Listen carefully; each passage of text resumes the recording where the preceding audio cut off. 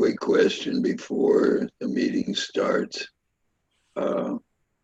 When did a club car go to, that is the electric golf cart, go to electronic controller for the motor?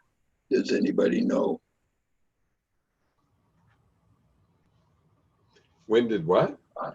A club car, the golf cart, electric golf cart, start using electronic controllers for their motors as opposed to old style motor control.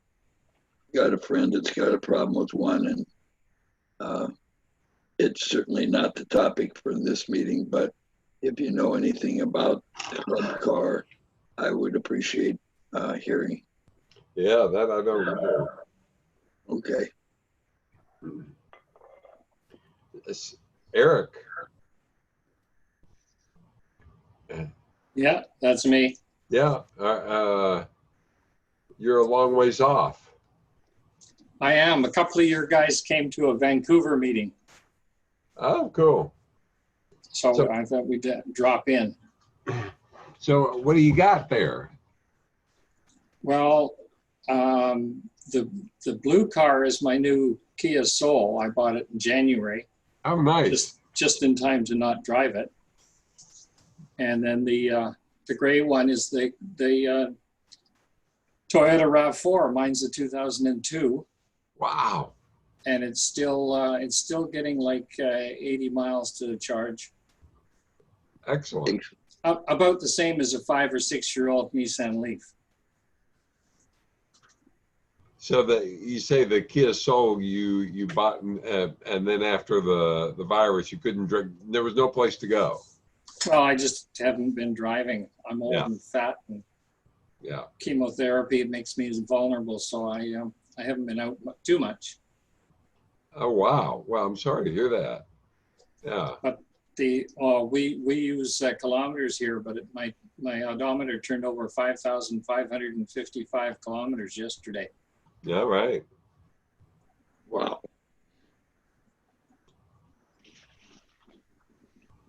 I think I've seen one Kia Soul. I think we saw one at one of our events. A nice car. Yeah, I was impressed.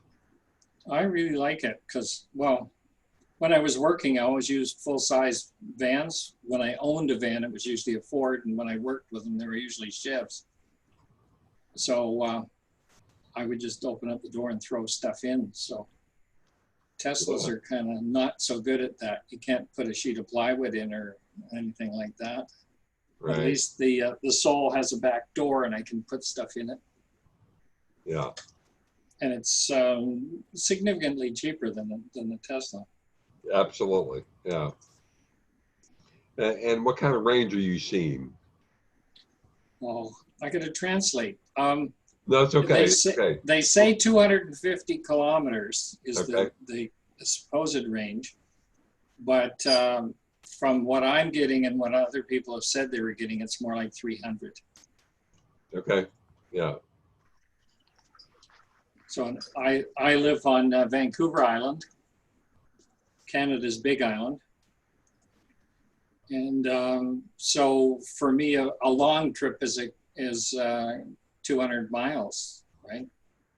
So I can drive up to a friend's place in Courtenay, which is just over 200 kilometers, and then charge in a few minutes and head back down. You live on Holland, you got a lot of reverb over there. You've got two David. computers running. Somebody's got a feedback problem. Yeah, it might be me. It is. Did somebody have two devices on? A phone and a computer, maybe? T. Hansen shows 2. Yeah, well, yeah, you turned the one microphone off. Yeah. Vancouver Isle? Vancouver Island, just north of Seattle. Well, it's right off the coast of Vancouver. Yeah. Yeah. I've seen that. I've been to that beautiful city once. I would like to be there right now instead of 90-degree heat right now. Yeah. Well, we're hovering around what you would call 70, I think. Yeah, yeah. Beautiful, beautiful. Yeah. Colin, can you hear me? Now I hear you. Okay, very good. Yeah, I ended up getting on in two different ways. The computer was kind of slow and I hit browser, so I got into both windows. Okay. And let's see if I want to stay with this one or go with the other one. So you can see me now all right too, Colin? Yes. Okay. All right. So what kind of charging do you have available on Vancouver Island and then in Vancouver? Oh, Vancouver, I don't go over there very much. It's an hour and 40-minute ferry ride and too much traffic. Yeah. Although my girlfriend's over there right now visiting her grandchildren. So the island's better than the city, you're saying? Yeah, well, Victoria is like 300 and some thousand people. Mm. So it's not huge, but it is a city. And I have a level 2 charger. You can't see it in that picture, but if you go straight back of the Soul, my shop is separate from the house. And I have a level 2 charger there that used to be a welder outlet. I've only got one welder outlet left. Well, that's perfect. Well, But, you just yeah, there's a couple of DC fast chargers not too far away, but really the fast chargers are for traveling. So with a charger at home, I never charge anywhere else other than to test it. Yeah, exactly. Yeah. And how many do you have? How many other EV owners do you see in your vicinity? It's a wild guess. Thousands. Right. Vancouver Island's got lots of electric cars. Now you can take a 15-minute drive and you'll see half a dozen Teslas, let alone Kia Souls and Niros and lots of Leafs. There have been lots of Leafs for a long time. Is the government doing sponsoring? Are they rebating or? To some degree, the federal government gave me $5,000 for buying an electric car. The provincial government gave me $3,000, and then Shell Oil gave me $6,000 to scrap my old Toyota RAV4 gas power. Wow. Because they get carbon credits for it. All right. It's a bit of a scam, but it gave me $4,500 more than I would have got for the RAV. So. Wow. Nice. Those are Canadian dollars, which are worth about 75 cents. Yeah. Not close enough. Well, you're not buying your health insurance, so that's a good deal. Yeah, it's makes life so different. Yeah. Yeah, my brother has a chronic lymphocytic leukemia, and when they suggested a treatment for him, he looked it up and he says, if I was buying this stuff, it would be $15,000 a month. And it was free. He took it for a few weeks and it caused a kidney bleed. Nearly killed him. So now he's on a different, cheaper medication, but yeah. Wow. I can't imagine if you get sick, unless you're Jack Rickert, you're in trouble. Yeah. I think it's the biggest cause of personal bankruptcy in the United States. Yeah. Mm-hmm. All right, folks. I see that we've got a list of some folks out of the 28 who registered today. And so I'm Dave Hansen, President. I'm glad that we've got today and a number of our regular folks. You can see on the participants list who's there, and we have the chat people want to, ask questions of each other. The bad news is that both our primary speaker, who's going to talk about battery developments, has bowed out, and the replacement that he had found, a gentleman in California I know, has also just bowed out. And so we will discuss a number of different things in the news and discuss people's projects and good things like that. Sorry about the change in plans, but we just have to go with the flow, what happens with speakers that just volunteer their time and speak to us. So we will get the speaker who's going to talk about the batteries on a future date. I'm not sure exactly which one yet. I don't see Robert in the list of participants right now, but I think he will coordinate the timing on that. So we will pick that up when he is available. It was about a week ago. He said that unfortunately he had to travel exactly during this time, and so he wasn't going to be able to connect in. Otherwise, he's pretty dedicated and would connect in even if we were in a hotel room or something. But due to the fact that he's actually traveling, he couldn't exactly at this time. And this being our standard time that we're all used to. I will let folks know that I talked with the other officers, and what we've decided is that even after this COVID pandemic prevents us from meeting in person, which is causing us to only have virtual meetings, that we will have both in person and we will maintain virtual because we're finding that it's good for folks. Reminding everybody right now that we are recording this and it will be available on a link through our HEAA.org website, so that folks that aren't able, like right now, Kevin, for example, he's a pilot for United Airlines, for those that don't know, and he's got to fly tonight. He might make it in at the very end of the meeting, but we'll see if that happens or not with Kevin. And so we got a good assortment of folks here. I know some folks have projects going on.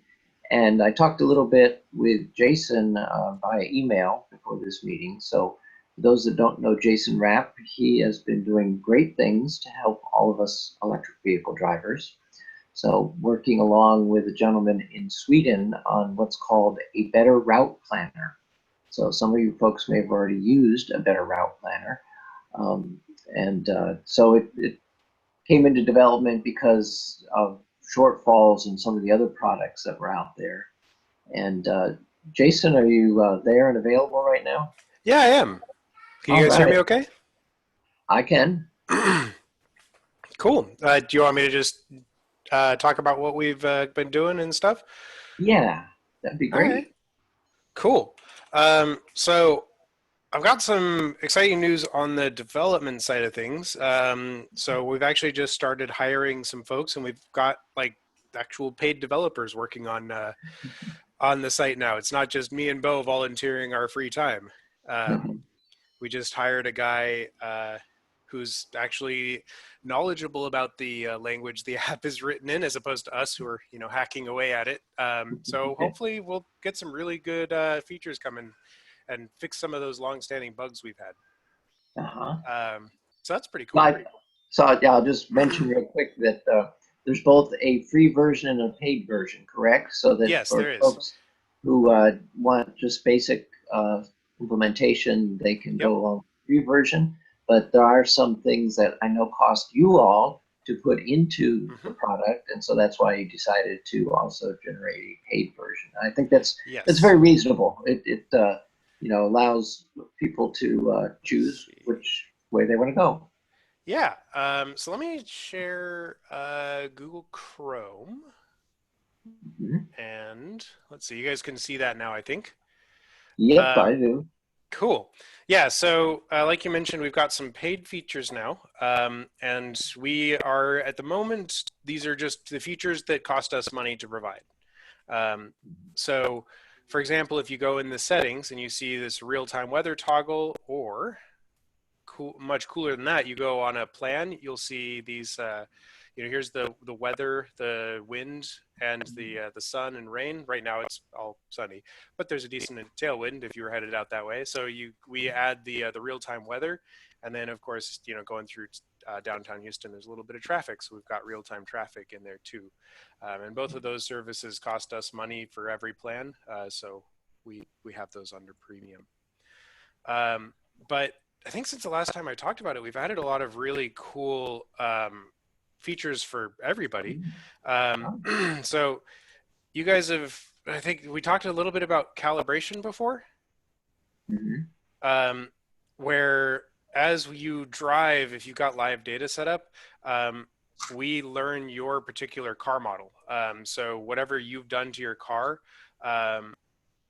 if you've got a roof box on there or whatever, it will adjust to your model. And we've got this display here, which will tell you exactly how confident we are in our modeling of your car. So this was actually out of a fun trip I did. I put some pictures together of the trips I do, because with a route planner, you got to plan trips and go on them to test it out and see how it's going.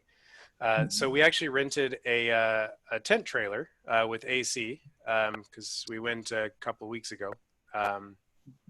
And camping is actually really good for social distancing, because you're basically out in the middle of nowhere with your closest neighbors are 100 feet away or something. So we went on the road trip and we calibrated this, and let me change that to miles per kilowatt hour. You'll notice that is much worse than your standard bolt calibration. Let's see, that's another feature that we've got in there, where you can add different configurations for your car. So with one car, you can have multiple configurations. Like this one's the small trailer. I've also got a hitchbox configuration. I think, which account am I on? Oh, I'm on the wrong account. Hang on. That's my developer account, which doesn't have access to my personal vehicle. So we've got the hitchbox configuration, which is much better for calibration. You see, so my typical consumption is more like 3.8 miles per kilowatt hour. So 3.6 is not a big hit by putting a hitchbox on there, because the box is hanging out on the back in the shadow of the car. And then let's see. So we actually took that configuration all the way out to Big Bend, which is a lot of charge stops. And let me open this up. How did it not? There we go. That was a long drive, especially with the Bolt's slow charging, but it's definitely doable. So we actually stopped halfway there and camped at Garner State Park. It's actually kind of nice on the drive out there. You typically have a tailwind like this, which really helps with range. You can see, for any of you who've taken road trips in the Bolt, you typically see much longer charge times than this. So 22 minutes, 35 minutes, that's pretty doggone quick for a Bolt. But with the weather like it is right now, you've got a pretty solid tailwind helping you out, which is really nice. And I especially like seeing what you've got out there near your destination in the way of charging, because I was kind of wondering how that was going to work. Yeah, it's actually anywhere there's a RV park, there's generally 50 amp plugs available. And let me see if I've got it set up correctly to do that. I'm always changing my my settings, so it's sometimes hard to make sure I've got that. But let me make sure I've got the right chargers picked. Slow chargers, I've got all of them. Okay. I guess we don't have a whole lot out here. I ended up using PlugShare to find the park out in Terlingua that we stayed at. Right here, this little motel has a RV park behind it with 50 amp plugs. So basically, we spent a week out in Big Bend, and every morning, we had a full charge to just go drive all over the park. It was pretty great. It is a huge advantage to electric cars, especially if you're into that kind of exploration and camping out in the boondocks. Let's see, other features that I've used that calibration works really well, by the way. Within a few miles of picking up the trailer that we rented for that Inks Lake trip, it was calibrated to the consumption, and the arrival estimate was spot on within like 1 or 2%. So it works really well to calibrate to your actual conditions. Oh, actually, I think something else I kind of glossed over. You'll probably see these charging statuses here now on the left-hand side. We've got not necessarily live data from Electrify America yet. We are still talking to them. I talked to them at Fully Charged in February, and we've been kind of talking to them off and on to try to get them to open up their live data to us. But if I change that to a Tesla, which we do have live data on, and replan the trip,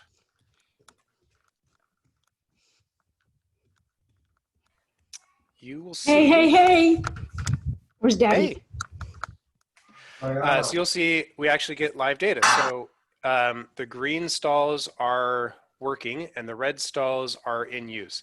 The out of order stalls, which there aren't any at this charger, you walk around. have it'd be black like, with a red you X know, through it. EV meeting. I think someone's got a hot mic. You go to the restroom with it? So yeah, that's really cool. We've got some charging networks in Europe that have that live data with us. And then the other thing that's really cool with the live data, you'll see we'll actually put a busy or a not busy marker based on how used that charge station is. So if there's a really busy charge station that's always full, we'll actually route you around it. Or if there's one that's just full right now, we'll suggest altering your plan because there's probably going to be a wait time at the charger, which is really cool.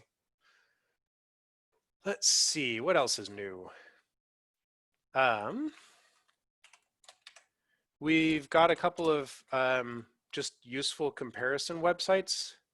So we've got this compare live data and car comparison. So if you're in the market for an EV, this live data is how all the methods that we support right now to get live data with your car. So you can just put in, like, I've got a Chevy Bolt. So these are the three methods that offer live data, and then what those different methods will actually get you. So that should be pretty helpful. And then the car comparison is something I put together to compare road tripping. So if you're in the market for a new car, who's interested in, give me an example car that you want to see. Who wants to answer? If not, I'll be test driving a Tesla Model Y this week. Ooh, that's a good one. All right, I did the test drive of the Model Y, and that is a fun car. If I were in the market for a car, I would be right up there at the top of the list. So what you can do here is your Model Y, here's the long range. And what we've done is we used our models because I've never found the EPA range to be that reliable. I've never found the WLTP to be that reliable. And it's really hard to get solid numbers on how long are you actually going to spend charging typically, how long would you spend driving, how many stops would you make, and all this. So I put together this road trip model, which is a 600-mile drive at an average speed of 70 miles an hour and a minimum length between chargers of 90 miles, just because they don't generally get closer than that. And then I computed, had it automatically compute actually how many stops you'd have to make, what the total trip time is, and then this little bar on the right is what percentage of the time are you going to drive versus charge. And so for the Model Y, you're going to spend only 10% of your time on the road charging. For the Chevy Bolt, though, mine, you're going to spend about 30% of your time driving. So yeah, Bolt is not a fast charging car, but it's a really good way to see at a glance what your road trips are going to look like. Some of the fun ones, like if you pull up the Tesla Roadster 2020, which we should probably change that so it doesn't say 2020 anymore, because I don't think it's coming out in the next 3 months. But you know, you'll notice because it's got such a huge battery, it's got 640 miles of range, and then you only need 2 charge stops. There's a few cars in there that are not on the road yet, like the Aptera, which only needs one charge stop. And yeah, so it's a neat little tool if you're just cross-shopping different car models. So this is just available internal to A Better Route Planner when you're there? You can No, find it's this here. Let me let's see. How do I get to the chat while I'm in here? I'll drop the links to these in the chat. Perfect. Once we're done, they're just out there on the website, and then it's on the same path. If you go to where you would sign up for the premium subscription, Wow. you know, there's the live data and the car comparison. Okay. So you can see what those are. Hey, bud. So let's see, what else is All right. actually, I had a fun picture. I don't know if I kept it in there. You want up? Okay.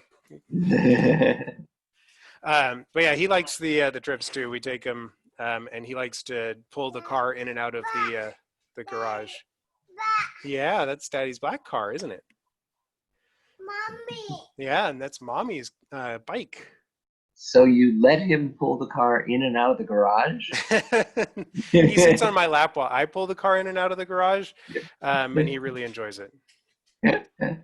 Yep. The first thought that went through my mind was holding a smartphone and executing a summon maneuver with a Tesla. And then I'm thinking, well, that doesn't apply to the Bolt. So not yet. Actually, I was going to mention, I don't know if anyone uses the Better Routeplanner live driving feature. This is my typical setup here.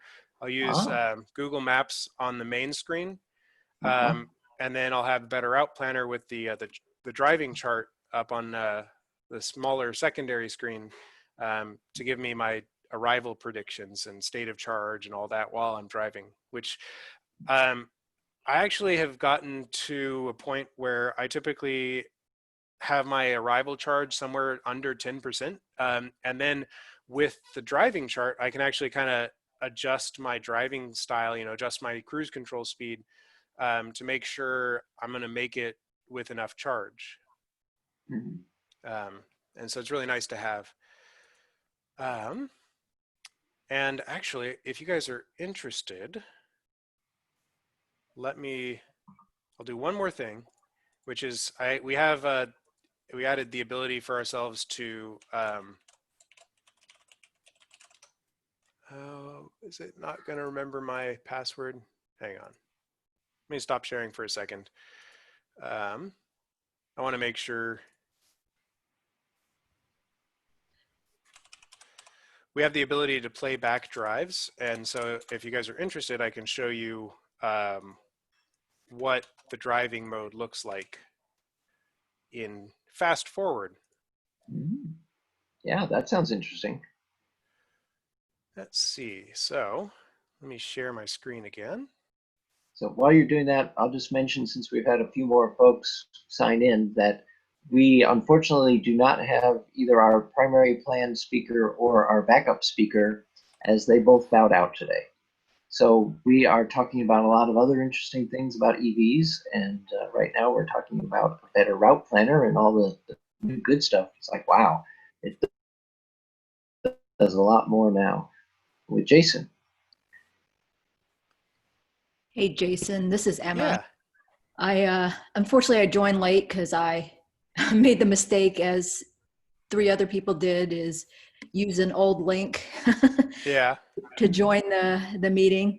But when I did join in, you were talking about the settings for, like, if you have something on your hitch, that's part of the premium membership, or is that something? Let me see. Do we gate that behind premium? I don't remember.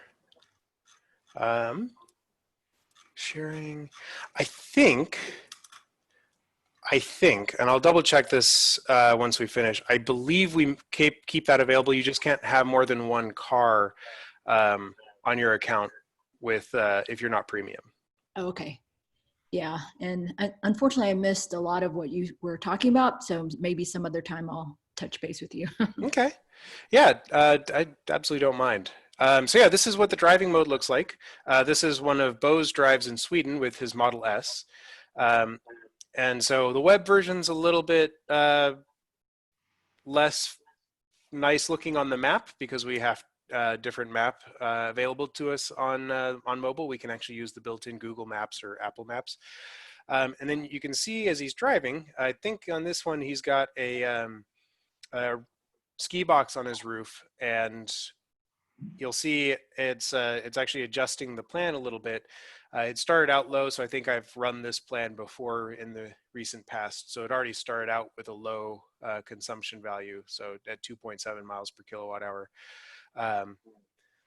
But you can see that that prediction line is kind of adjusting up and down just by smidgens as he's driving. And then it's giving an updated state of charge prediction when he arrives. The gray up and down here is the elevation profile that he's driving, and then blue is the predicted drive, and green is, or blue is the original plan, green is the updated, live prediction. Let me intentionally set it worse, or set it better. Replan and drive, just to show you what it looks like when it adjusts. So the other thing you'll notice is as soon as you get more than a percentage point under the plan, it'll actually make the line red to know that you're doing worse. And if you're predicted to arrive at 60%, that's doing worse isn't necessarily bad. But if you're arriving with slim margins, maybe you should drive a little slower. This is one of the other features that I think is really cool, this alternatives button here, which just crashed the website, which is not what it's supposed to do.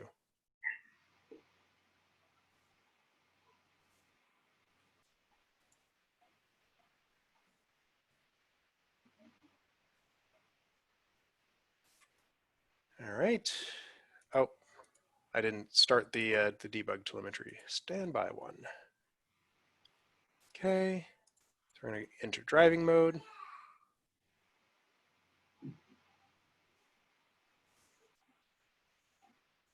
Oh, interesting. Okay. Well, I got to figure out why that's crashing the website. Let me put it on a different route that will not crash the website, I'm hoping. And I'll demonstrate it. Essentially what it does though is when you're on a drive and you, let's say want to go, you've got your kid with you and they demand an earlier charge stop because they want lunch. And so you're not going to make it all the way to Columbus. You're going to need an earlier stop.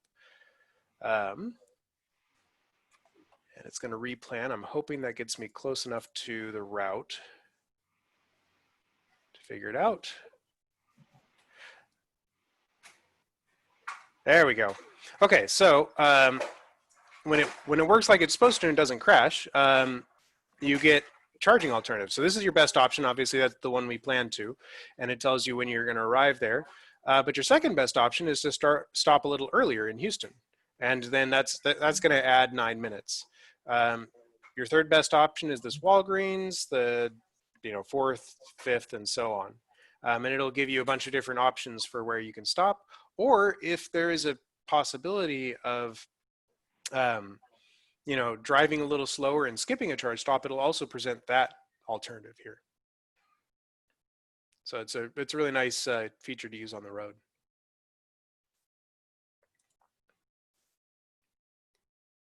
Let's see. I already showed you that piece. One other little quality of life thing that we added, these little charging summaries or driving summaries for each leg of the trip. So if you've got a multi-leg trip with lots of waypoints, you get how long is each piece of the trip going to take, so you know if you're planning a full day's drive, whether or not you've planned enough yet, which is really nice. So for example, if I was going to then go from Inks Lake to Garner,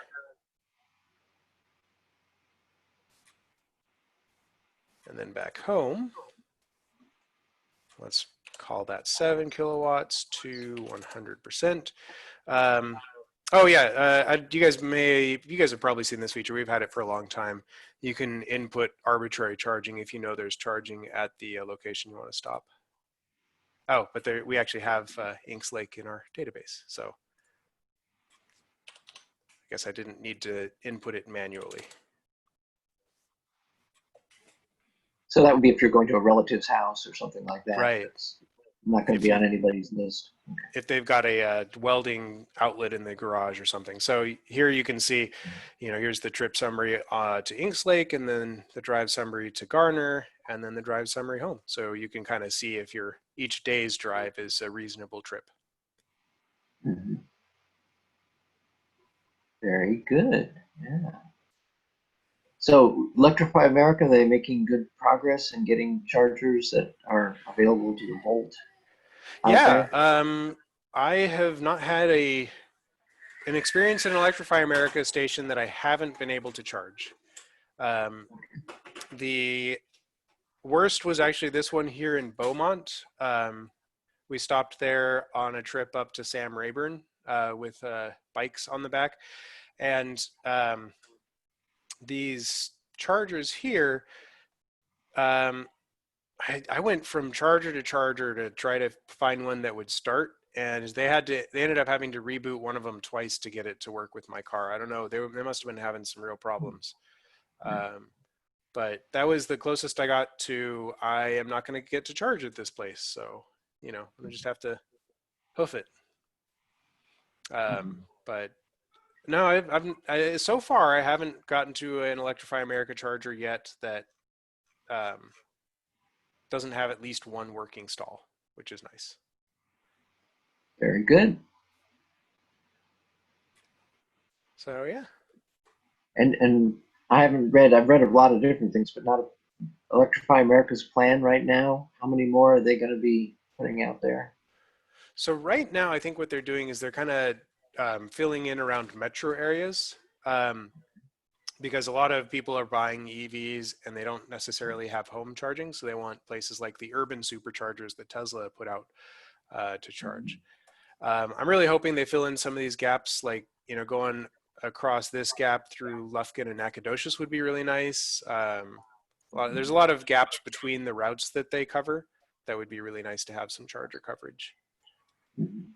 And I also noticed that there's no way for me to get down to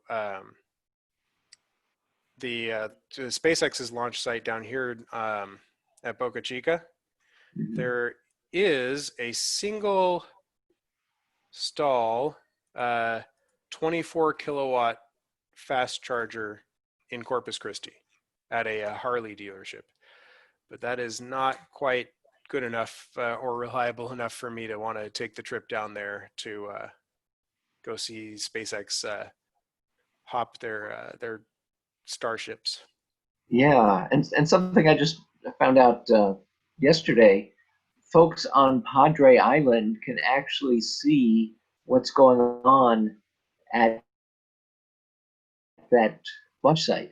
And yeah. So you zoomed in the map there a little bit, and it reminded me of that, because South Padre Island is just a little north of that. And so all those folks in condos and so forth are going to be able to watch all the action when they start doing a lot of launching out of Boca Chica.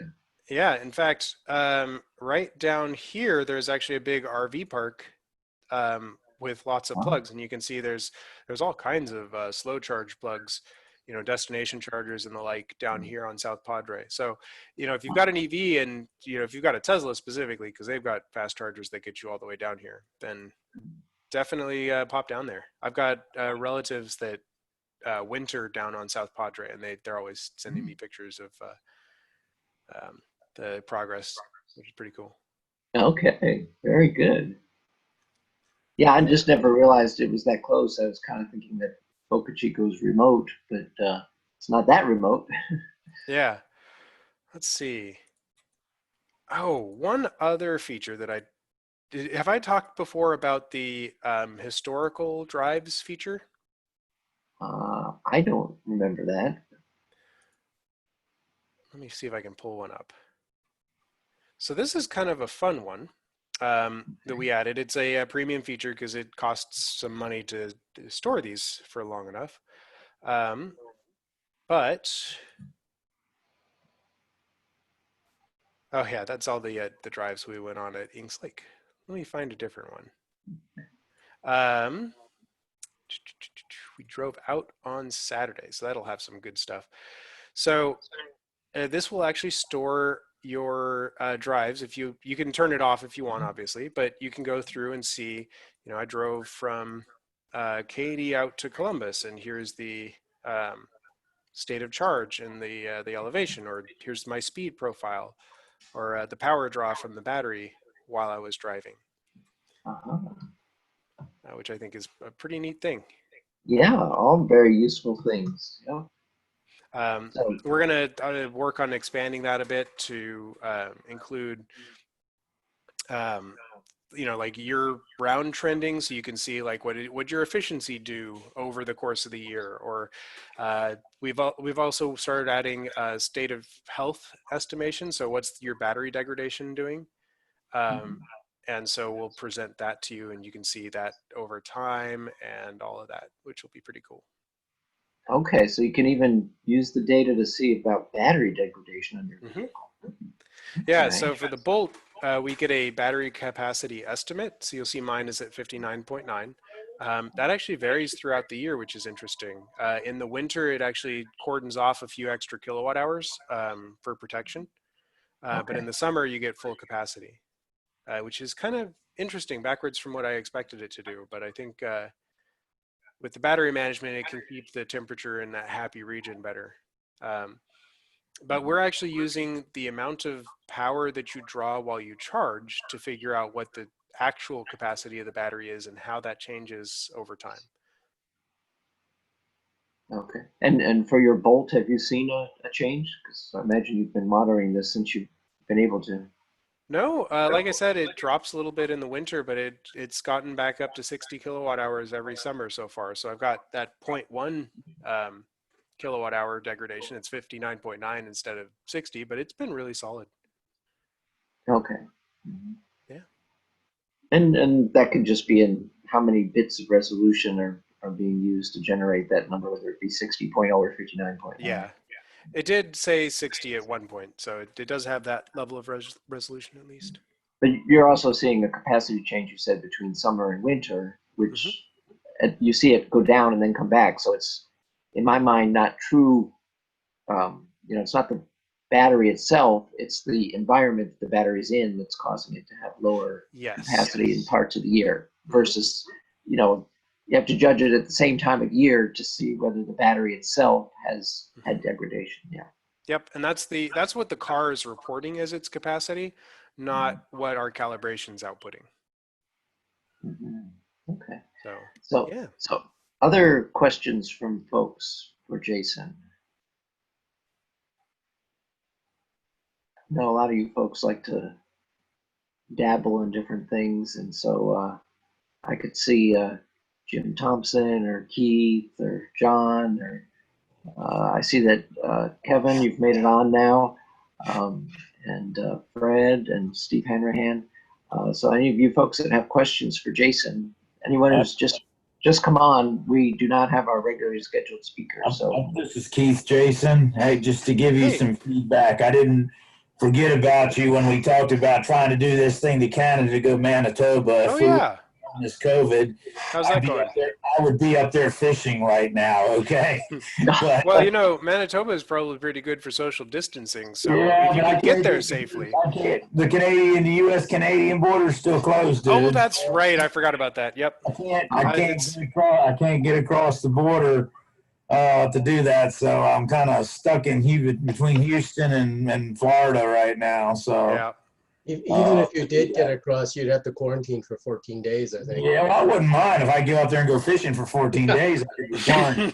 It wouldn't be bad in the middle of nowhere, but it's just not going to happen this year. So, but it's still I've been talking to those guys. It's all still planning to going forward. It's just this year's a write-off, basically. Yeah, that's the way it is for a lot of folks, actually.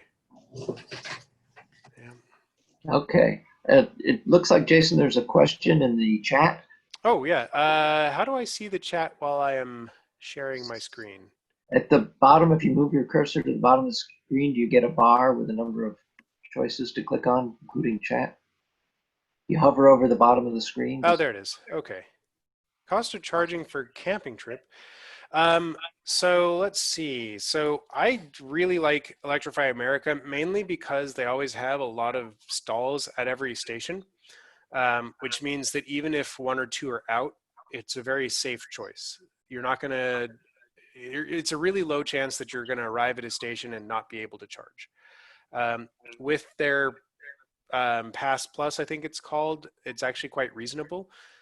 We actually do estimate the cost, so you can see here for this trip. If I was going to Snappy's Market, it's a $10 charge, and then on the way back, it's an $8 charge. It's actually a little less than that. We don't have direct insight, like I said, to Electrify America, so we don't know what their Pass Plus fees are.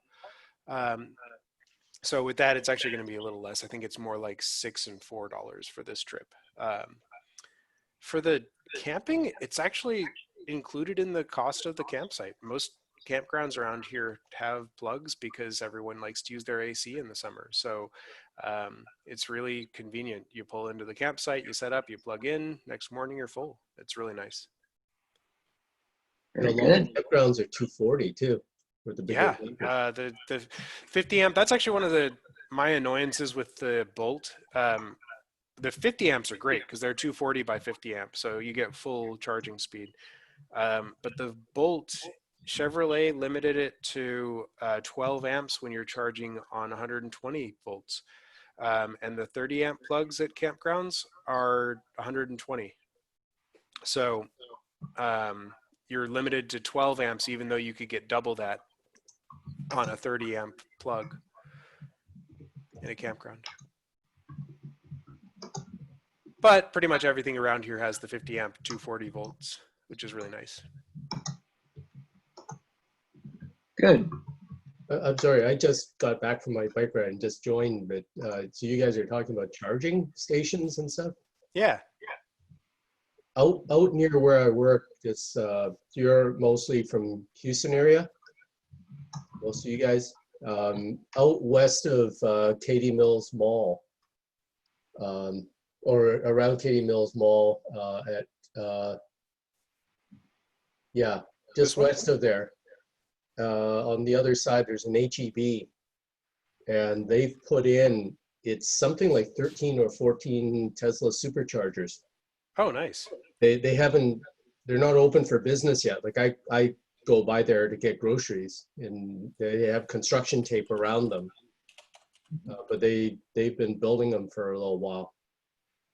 Let's see if it's shown on supercharge.info yet. Yeah, they actually are open now. I charged there this week. Oh, okay. Huh? Oh yeah, it's reported as open on here. So we probably actually have that now. Let me change to a Tesla.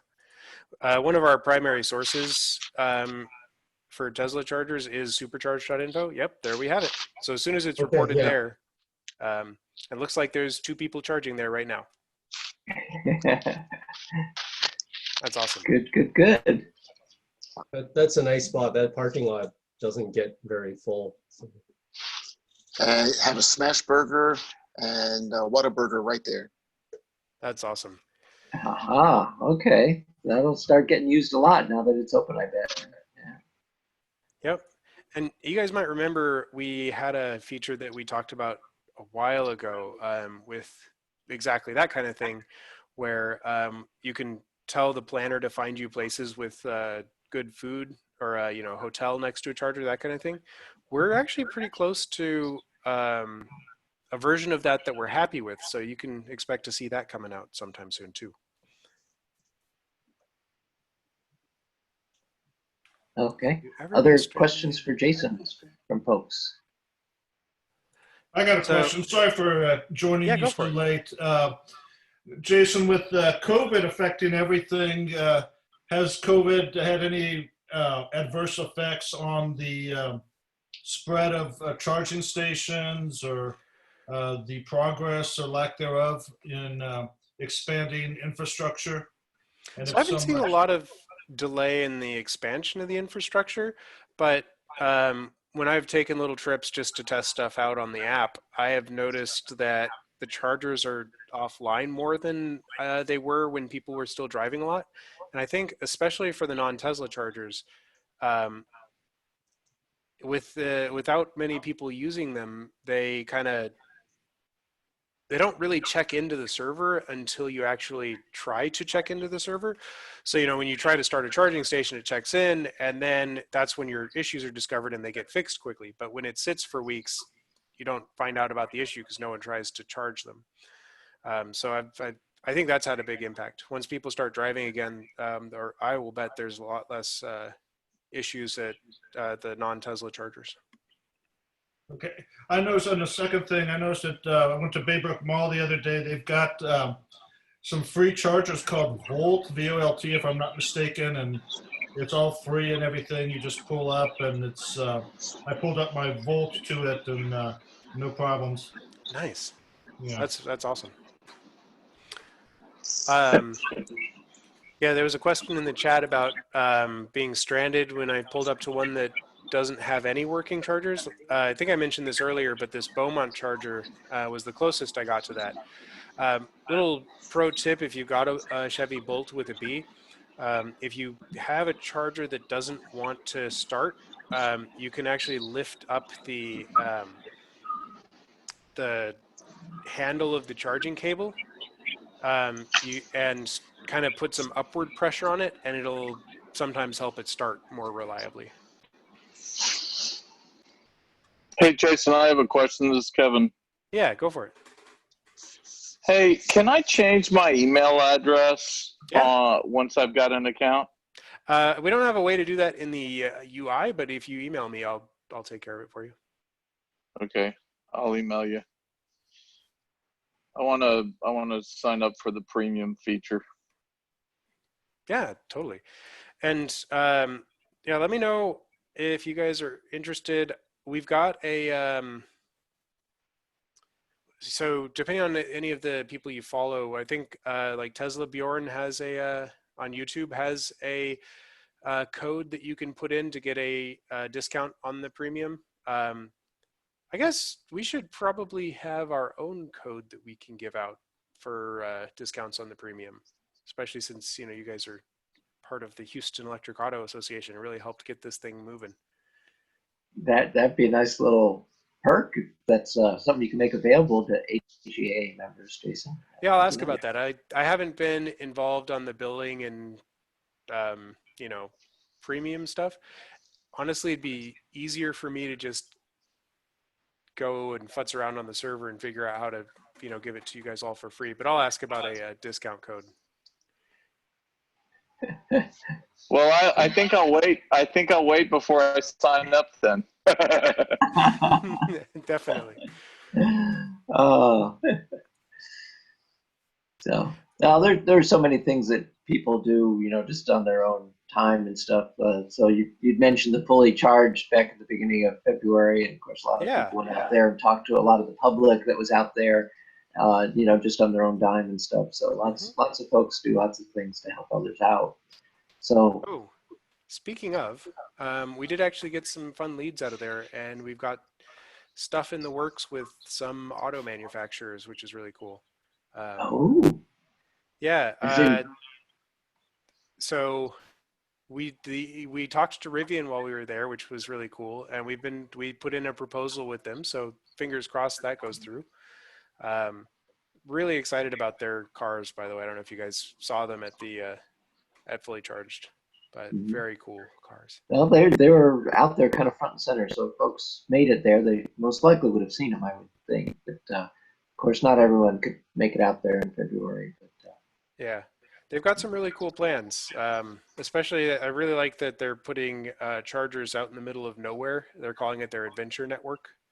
And so they're gonna put it out in national parks and just kind of off the beaten path, because all the major highways are getting covered now, but the chargers that aren't going to see a lot of use, like out in the national parks and the stuff, are not as high priority. Yeah, and I kind of wondered about Big Ben. As you know, I asked about that, and my son took 4 of his friends, and they took our plug-in hybrid because they were going out there, and because we don't give him one of our full battery electrics, he got the older vehicle. But that way, I wasn't having to ask him what his plans were for charging, as if he had taken a full battery electric out to the Big Bend. But yeah. So yeah, that sounds good to have adventure chargers that are purposely located out where folks need them. Yeah. Yeah, I mean, if you're willing to stay overnight, there's tons of chargers out near Big Bend. Mm-hmm. So, yeah, the speed of charging, that's something I was going to bring up kind of in our second half of the meeting or near the end of the meeting as a discussion point. But first, if we want to wrap things up with you, Jason, any other questions from folks? Of course, I think Jason will also be available, not just at this meeting time, but you can email me or someone else or Jason directly if you've got that connection, and we'll always get the questions over to Jason. Jason, I just sent you a private question, but it's not so private now. What's the rule of thumb of installing charging stations? Is it a certain amount of traffic, EV ownership in a particular area, a state, or what determines whether a charging station gets put up at a certain location? Because there's still a lot of charging deserts out there, as you mentioned. Yeah, it's actually kind of interesting. One of the things that we've been talking about, and one of our constant struggles, is trying to get that live charging status out of the charge networks and trying to figure out what can we offer them that doesn't cost us money that we could trade for that live data. Because, as EV drivers, you guys all know, it's really important to know the charger's actually working before you get there. So if we can get that directly out of the charge networks, that'd be great. But so what we've talked with a few of them about is providing them with analytical tools to answer those questions. And they've got some interesting things that they're looking for. They obviously want to know the traffic and how many routes go through there. But we've also talked to them about trying to figure out where in those charging deserts they should target their chargers to figure out where where would be the most effective and see the most traffic, right? So if you have a charging desert, how do you model the routes going through there to figure out where in the charging desert would see the most use to fill in? And would you steal from your own chargers if you put one there? Or, are you stealing from a competitor's charger if you put one there? And so we've kind of been talking off and on with a charger network in Europe that's interested in a tool that would do something like that. Basically, put a bunch of hypothetical charging locations in the planner and then run a bunch of plans and see if it fills in a gap. Yeah, I've always kind of thought that the planning of these different companies and especially financially how they're going to make themselves profitable is so different than with gasoline and automobiles, because 99.999% of people need to go to a gas station. Very few people gin up their own gasoline. Yeah. And, so gas stations are, have guaranteed customers. Whereas I'm sure there are plenty of people that if they're using their EV just for local driving, or if they're a multi-EV family, one of the vehicles could easily never go to a public charger. It's just always charged at home. And so these companies that are building networks can't count on people. There can be plenty of vehicles around, but if the vast majority are charging at home, they can put in a charge network. And if there's not really many travelers coming into that area or something, then they may not recoup their costs. And that, of course, brings up another point that maybe we'll talk about in the second half, and that's about the different costs of charging. It costs one amount to charge at home. It costs another amount when you're out on the road, you're making a trip. And of course, most people, for the most part, trips are kind of voluntary, and people will figure out, oh, okay, I've got to spend money if I want to take a trip, and either you take the trip or you don't, kind of thing, depending on your financial situation. But so yeah, we can talk more about that in a second. So I see Jason, that you put the links in the chat, so I'll point that out to folks so that it's something that you can highlight and do a copy of and then paste it into something on your computer. Yeah. So I also put my email there if anyone wants to ask me a question, and I'll figure out how to create a code for a discount. Get that set. All right. Okay. So Hey, I have a question. Yeah. Yeah, go for it.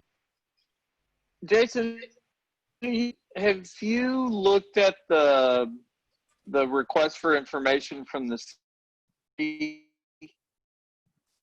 on electric charging infrastructure deal where they're looking for on electric vehicle charge structure for the city, and then they also are looking for people to give them ideas on business models in which they would be able to charge their fleet, because one of their goals with their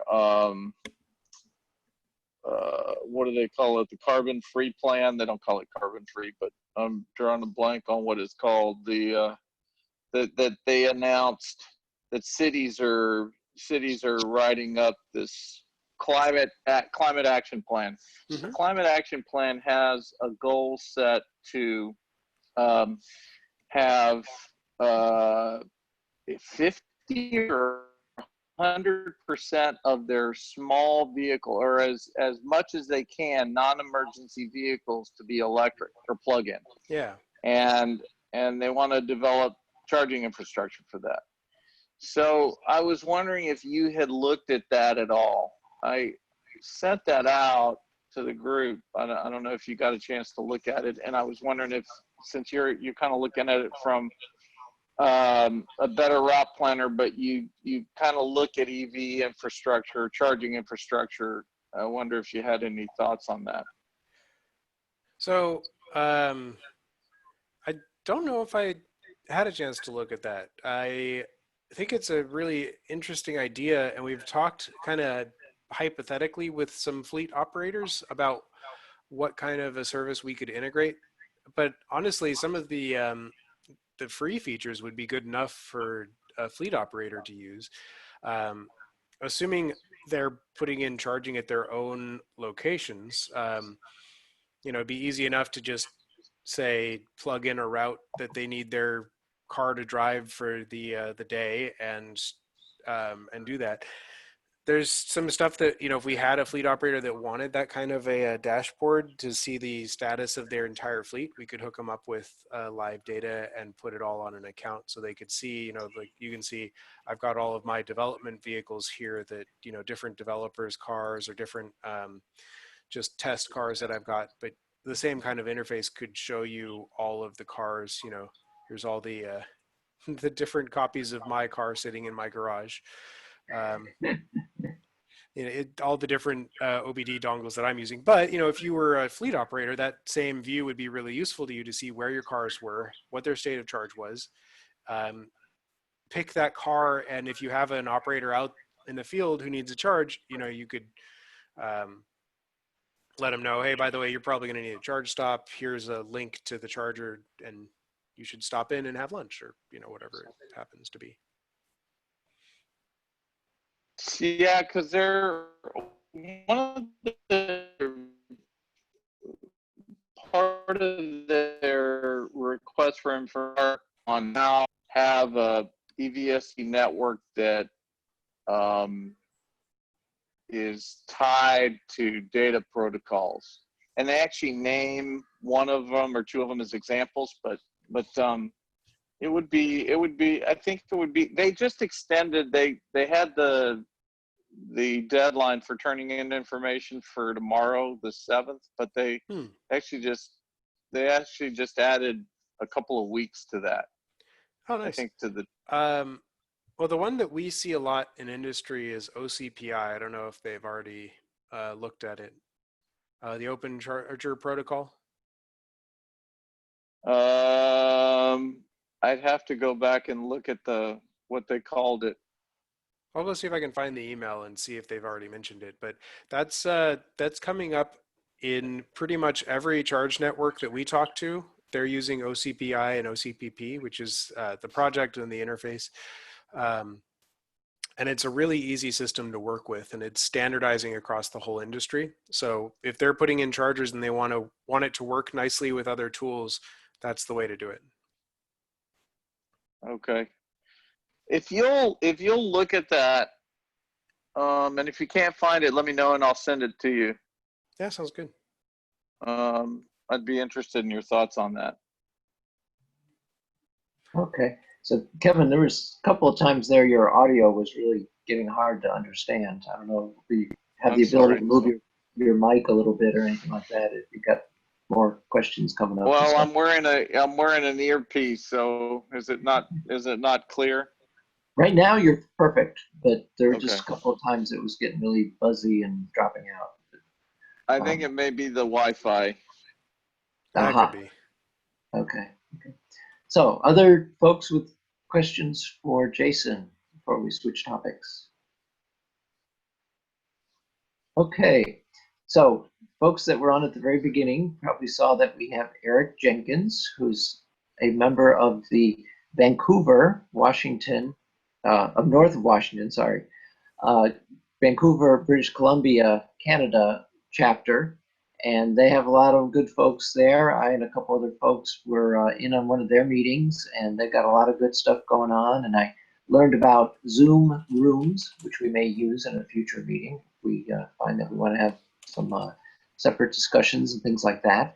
But for right now, Eric, since we chatted a little bit there in the private chat, you said that you were willing to talk a little bit about your vehicles. So your vehicles and your chapter, if you care to tell us more about what's going on with the other good folks there in Vancouver. Well, actually, I'm not in Vancouver. I'm on Vancouver Island. Vancouver Island. Which is off the coast of British Columbia, which is Canada's big island. I wonder if I can screen share. Your chapter is just called Vancouver, correct? It's Vancouver Electric Vehicle Association. I joined that about 5 years ago. Okay. So you can see, can you see my screen now? Yes. Okay, so there's Houston, and there's me. Yeah. And if we zoom in, you can see Seattle, Victoria, and there's Vancouver. So I have the two cars you can see in my background. The Kia Soul I bought in January. And other than for testing purposes, it has never been charged anywhere but just within 20 feet of where it sits right now. I've got almost 6,000 kilometers on it. It turned over 5,555 yesterday. So I had to pull over and take a picture of the quadruple fives. Wow, very good. But, you know, I put on quite a bit of that between January the 25th and the middle of March, and then the rest of it after that. So, it's, you know, somebody said they were getting 3 weeks to the gallon on their car. That's a good way to term it, yeah. Yeah. But I bought the RAV4 3 years ago, coming up. And I already had, before that, I have a 1971 Super Beetle that was going to be electric. Then I got sidetracked by a 1981 Bradley GT2 that was built electric in 1981. Oh. So the Beetle got put aside, and then this one came up, and so the Beetle is still sitting there waiting. But I retired fully last year, and I'm trying to get my shop organized so I can actually fit my Volkswagen in to put the motor in it.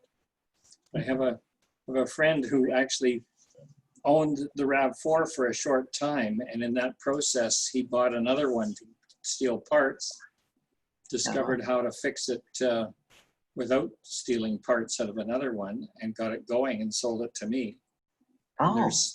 There's 6 of them in Canada that we know of. 5 of them, like there's mine. Let's see, I'll zoom right in here. There's mine here in Victoria, And then Peter lives up here on Thetis Island, and he's got one. There's one here on Salt Spring Island, and another one in here, Maple Bay. And then there's one over here. I'm not sure. I think it's in Chilliwack over here. So within this little circle, there's 5, and the other one's on the Atlantic coast in Halifax. But the one in Maple Bay, the battery went down, so you had about 5 miles of range. And we have, I think I can find it. We have a leaf battery pack that we've taken apart and taken all the modules out of it and put it inside the RAV pack, which will make it much better because the RAV actually has an air-cooled battery, not a passive air-cooled battery as Nissan likes to promote their battery. It's not a cooled battery. Okay. So, yeah, things are complicated because we do live like 50 miles apart and get together once in a while, and it's been more difficult lately. But hopefully in the next week or so, we'll make a test run of the RAV4 with leaf batteries. And I don't, can you guys get the Kia Soul down there? And the gas version or electric? Yep, yes. I've seen both versions around Houston. Yeah, because I heard something recently where they were complaining that they couldn't get the Soul. Maybe it's the 2020. But I quite like it. It's a nice, comfortable car to get in. I watched Jack Rickert get into his Model Y yesterday and said all the same things about it that I say about this, is you just walk over, open the door, and you sit in it. You don't have to climb up into it. You don't have to climb down. And although he's lost nearly 100 pounds in the last little while due to his cancer, I'm over 200 pounds, and it's hard to get into and out of a Model 3. So this is really quite comfortable, and I can open up the back hatch and throw stuff in it. So I don't know that I have a lot more to contribute to your meeting. I appreciate coming, learn a little bit more, and especially Jason's talk about Better Routeplanner. Oh, Well, pardon me, if Better it's okay, Routeplanner. Yeah, it's kind of like pecan and pecan and Yeah. route. I'd like to open it up for folks for questioning, but first I'd just like to give you a little rationale why I automatically said Vancouver, Washington, because I've been to Vancouver, Washington. Yeah, I have a nephew and his wife and their 2 kids, and they live down there exactly. It's across from Portland, Oregon, so it's nowhere near the area that we all associate with the name Vancouver, but there is a Vancouver, Washington. Came out of my mouth. I had to correct myself, but I know what my nephew is. Right there. Yep. Yeah, I was down there once, Right across the 30 river years from ago or Portland. so for an ultralight aircraft meeting. Okay, so yeah, I kind of figured that you would know about it, but I thought maybe other folks wouldn't, and so I just wanted to explain myself there a little bit, because I know it's quite a ways away from the bigger places with the name Vancouver. Yeah. Okay, so if it's okay to open it up for our members here to ask you questions, Well, I can do imagine. what I can. Yeah, so I know you and Colin were speaking right at the very beginning, and and other folks like Keith and folks usually have good questions in their minds as well. We had, I think, 3 of your members, including Phil. Let's see who. My brain has to work and remember names here. But there was three of you from Houston dropped in on a couple of our meetings over the last. They have in Vancouver. They have coffee chats, and because I live right there, and Vancouver's over here, I never actually got to the meetings. So with COVID and Zoom meetings, I've been attending quite a few of them. So it's made quite a difference. So having both live meetings and Zoom meetings in the future makes a lot of sense, because you can pull in quite a few people. The Vancouver Club has members up here in Prince George. Oh, and wow. I think over here in Haida Gwaii, and of course a lot on Vancouver Island, Nanaimo and Courtney, Campbell River. So it covers a fairly large area. Mhm. So you can see, just looking at the map there, that Vancouver Island is about the same size as the state of Florida, bigger than Cuba. Yeah, yeah. But nothing like Texas. British Columbia is bigger than Texas. I think British Columbia, Quebec, and Ontario are all three bigger than Texas. Ah, okay. That's good to know. I had never done an exact comparison. Yeah. Alaska is also bigger than Texas. I was born in Alaska. Very good, Douglas. Yeah. Keith, I got one quick question for you. Kind of fits a little bit of two things. Have you electrification in the ferries up around Vancouver? Are you familiar? Is there anything up around your neck that you've been using or seeing up there yet? I haven't seen them. There's 2 ferries they've got in, but they're natural gas electric. So they've got generators producing power for the electric motors that drive the ferry. They're hybrids. Have you seen, speaking of the ferries and the electrification of both sides, because it starts to make sense because they have to charge that. If you've seen, just keep your eyes open, like infrastructure for putting charging stations on where a ferry would be located when you get off. Like if you're going to decide to leave your car on one side and go across and meet somebody on the other side, or that, because it makes a good spot for a charging infrastructure to be located, because they have to bring, if they go that route, they have to bring the power supply in there for charging the ferry as well. And it would only make sense to have charging infrastructure for EVs as well located in that same facility. Just something to think about and look at. Yeah, there's been some talk of it, but of course the ferry isn't the least bit interested in charging up my car. Yeah. But in the ferry, see, I live right down actually here, and the ferry to Vancouver goes out of Swartz Bay there and travels across. You can see that's the actual ferry lineup. Or route. We got 2 countries separated by a common language. Yeah. Yeah. So Lynn, right now, she went over there to. Where is she? In that area. I think a lot of those ferries are those ferries, they're going, a lot of those ships, they're electric drive, more for controllability, because it's relatively easy to control, and it's much easier to get fine control of an electric motor than an internal combustion engine. Like you can turn, the range of RPM you can get is really, really wide. I don't think there's very many ferries other than these 2 recent ones that are electric drive in Canada. I think other countries throughout Europe have lots of electric ones. Those are the ones I've read about so far in Europe, but it seems like they're spreading, which is great. Yeah, I can understand kind of like a diesel electric motor on a train engine that they're actually using electric motors for the propulsion. But it's a matter of how you get the electricity for them, yeah. Whether it be battery or something that's burning the fuel. Okay. Yeah, well, we've got lots of hydropower to charge up batteries, but there's a press back against it, of course. We were on a cruise ship that was also diesel electric drive. Because again, you can get very fine control of the speed of the propellers.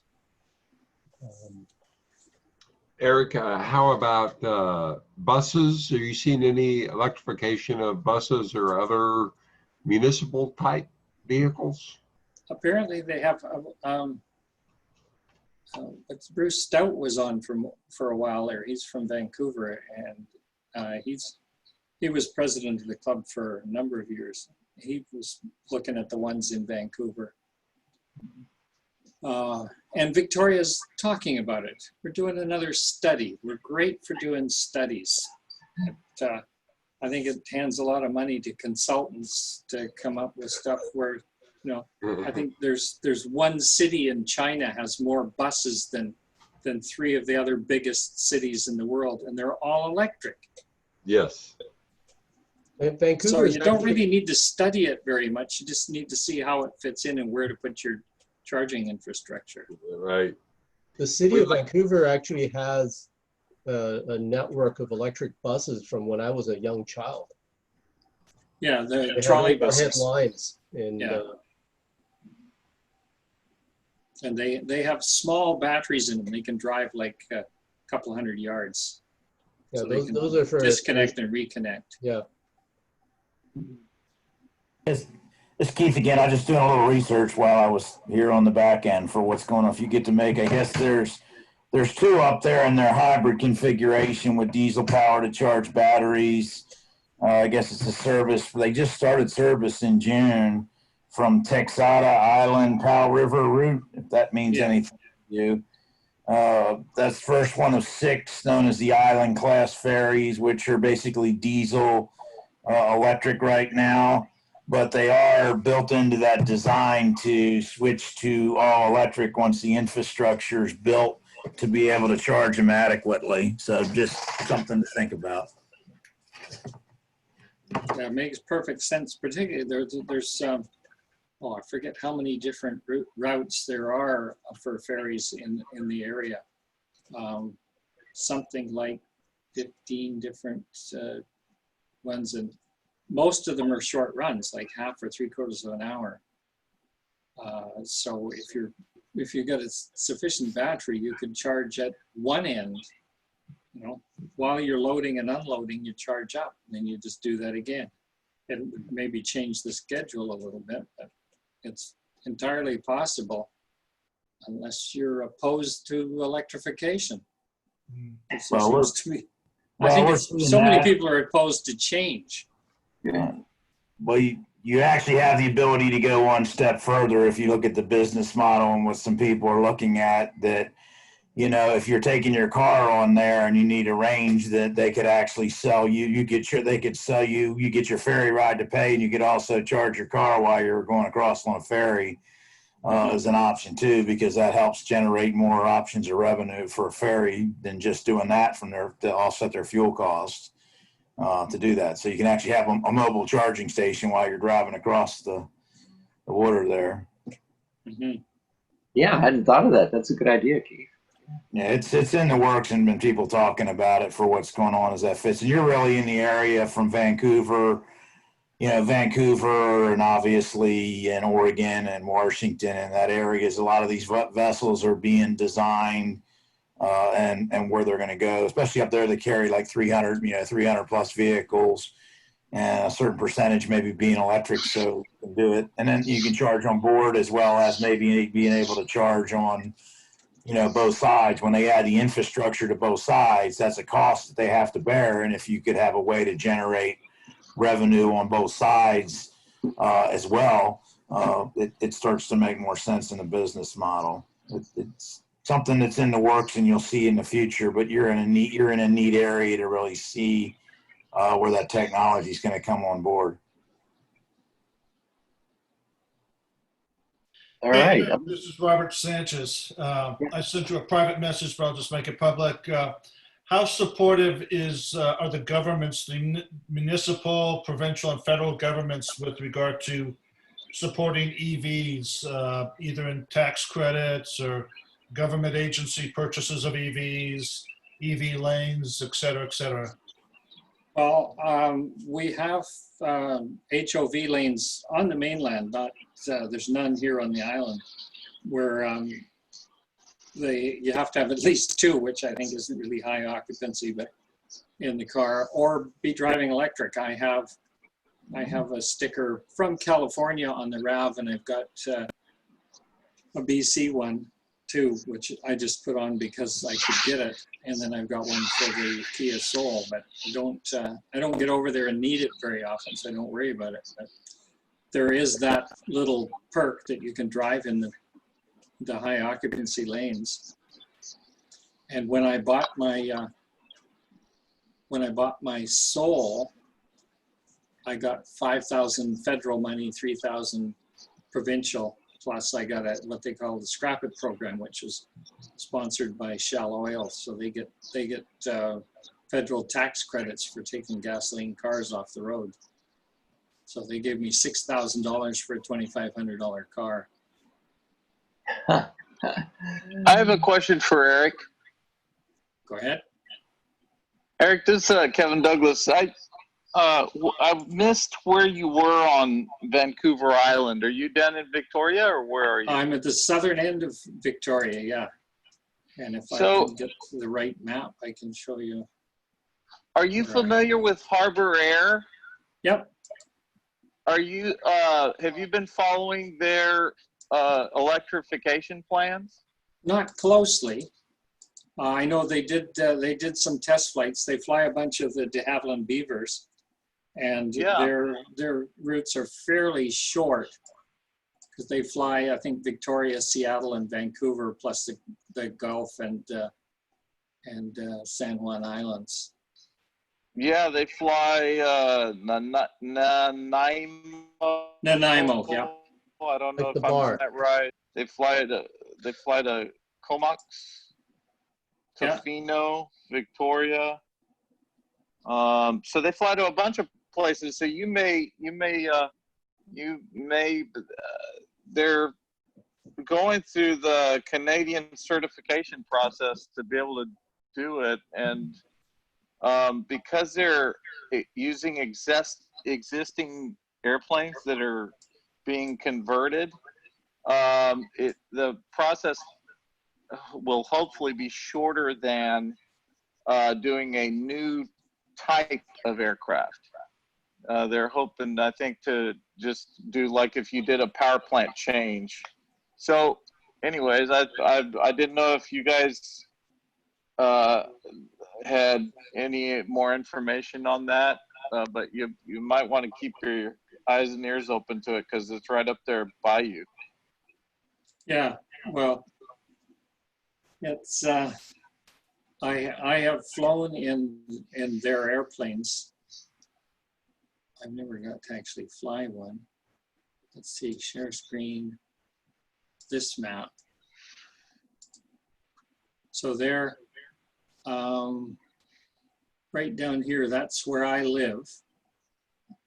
And then the Harbor Air dock is right here. So they fly out there, and I frequently, depending on the wind, if you get them coming from Vancouver, it's just this way, they fly in over this way, over my house, and then they land here in the harbor. So in the summertime, normally there's one of their planes about every 20 minutes. Wow, that often? Yeah. We my wife and I vacationed up in Victoria, and we actually went into Vancouver and then took them. I can't remember whether it was Harbor Air or it might have been another Harbor Air is the big operator, but we rode in a Twin Otter from Vancouver over to Victoria. Yeah, they've got a bunch of those. They're turbo. Some of the Beavers still have the round engines on them, but most of them have turbines or turbines. I got to learn to speak both Canadian and US. Well, thank you. That's good that you brought up about the electric airplanes. I hadn't realized it was that part of the world that latest development was happening in. Yeah, well, the fellow that started Harbor Air is a real enthusiast. You know, small airlines are usually started by zealots who really love airplanes more than trying to make money. And so he's on that bandwagon, really enjoying changing things. But changing anything, like changing a muffler on a conventional aircraft, they don't do it because it's such an arduous process, expensive. So changing the whole drive device, that's a big project. Just getting it, like doing it isn't that big a deal compared to getting it through the bureaucracy. Yeah. It'll be interesting. I think that the government of Canada and down in Europe, they have a company called Pipistrel just had the first airplane to gain European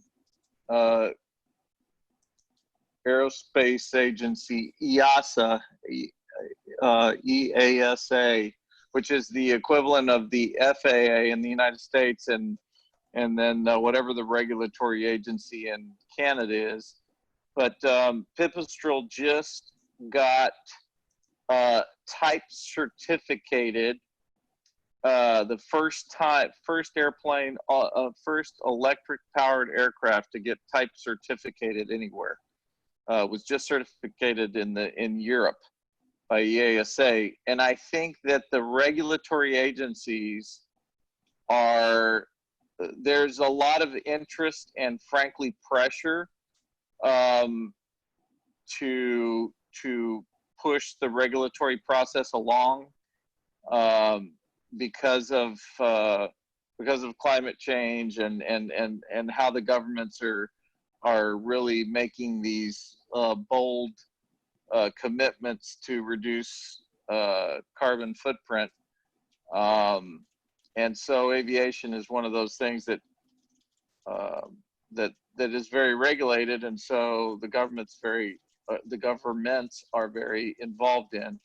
And so I think we're going to see some progress on certification of electric aircraft within the next couple of years.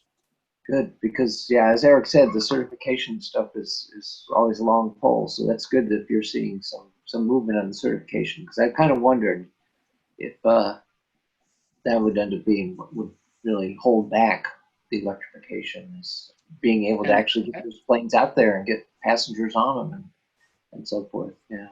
And of course, the first one is going to be the most difficult. Yeah. So, okay, good. Any other questions for Eric, or we can start talking about projects and some other news?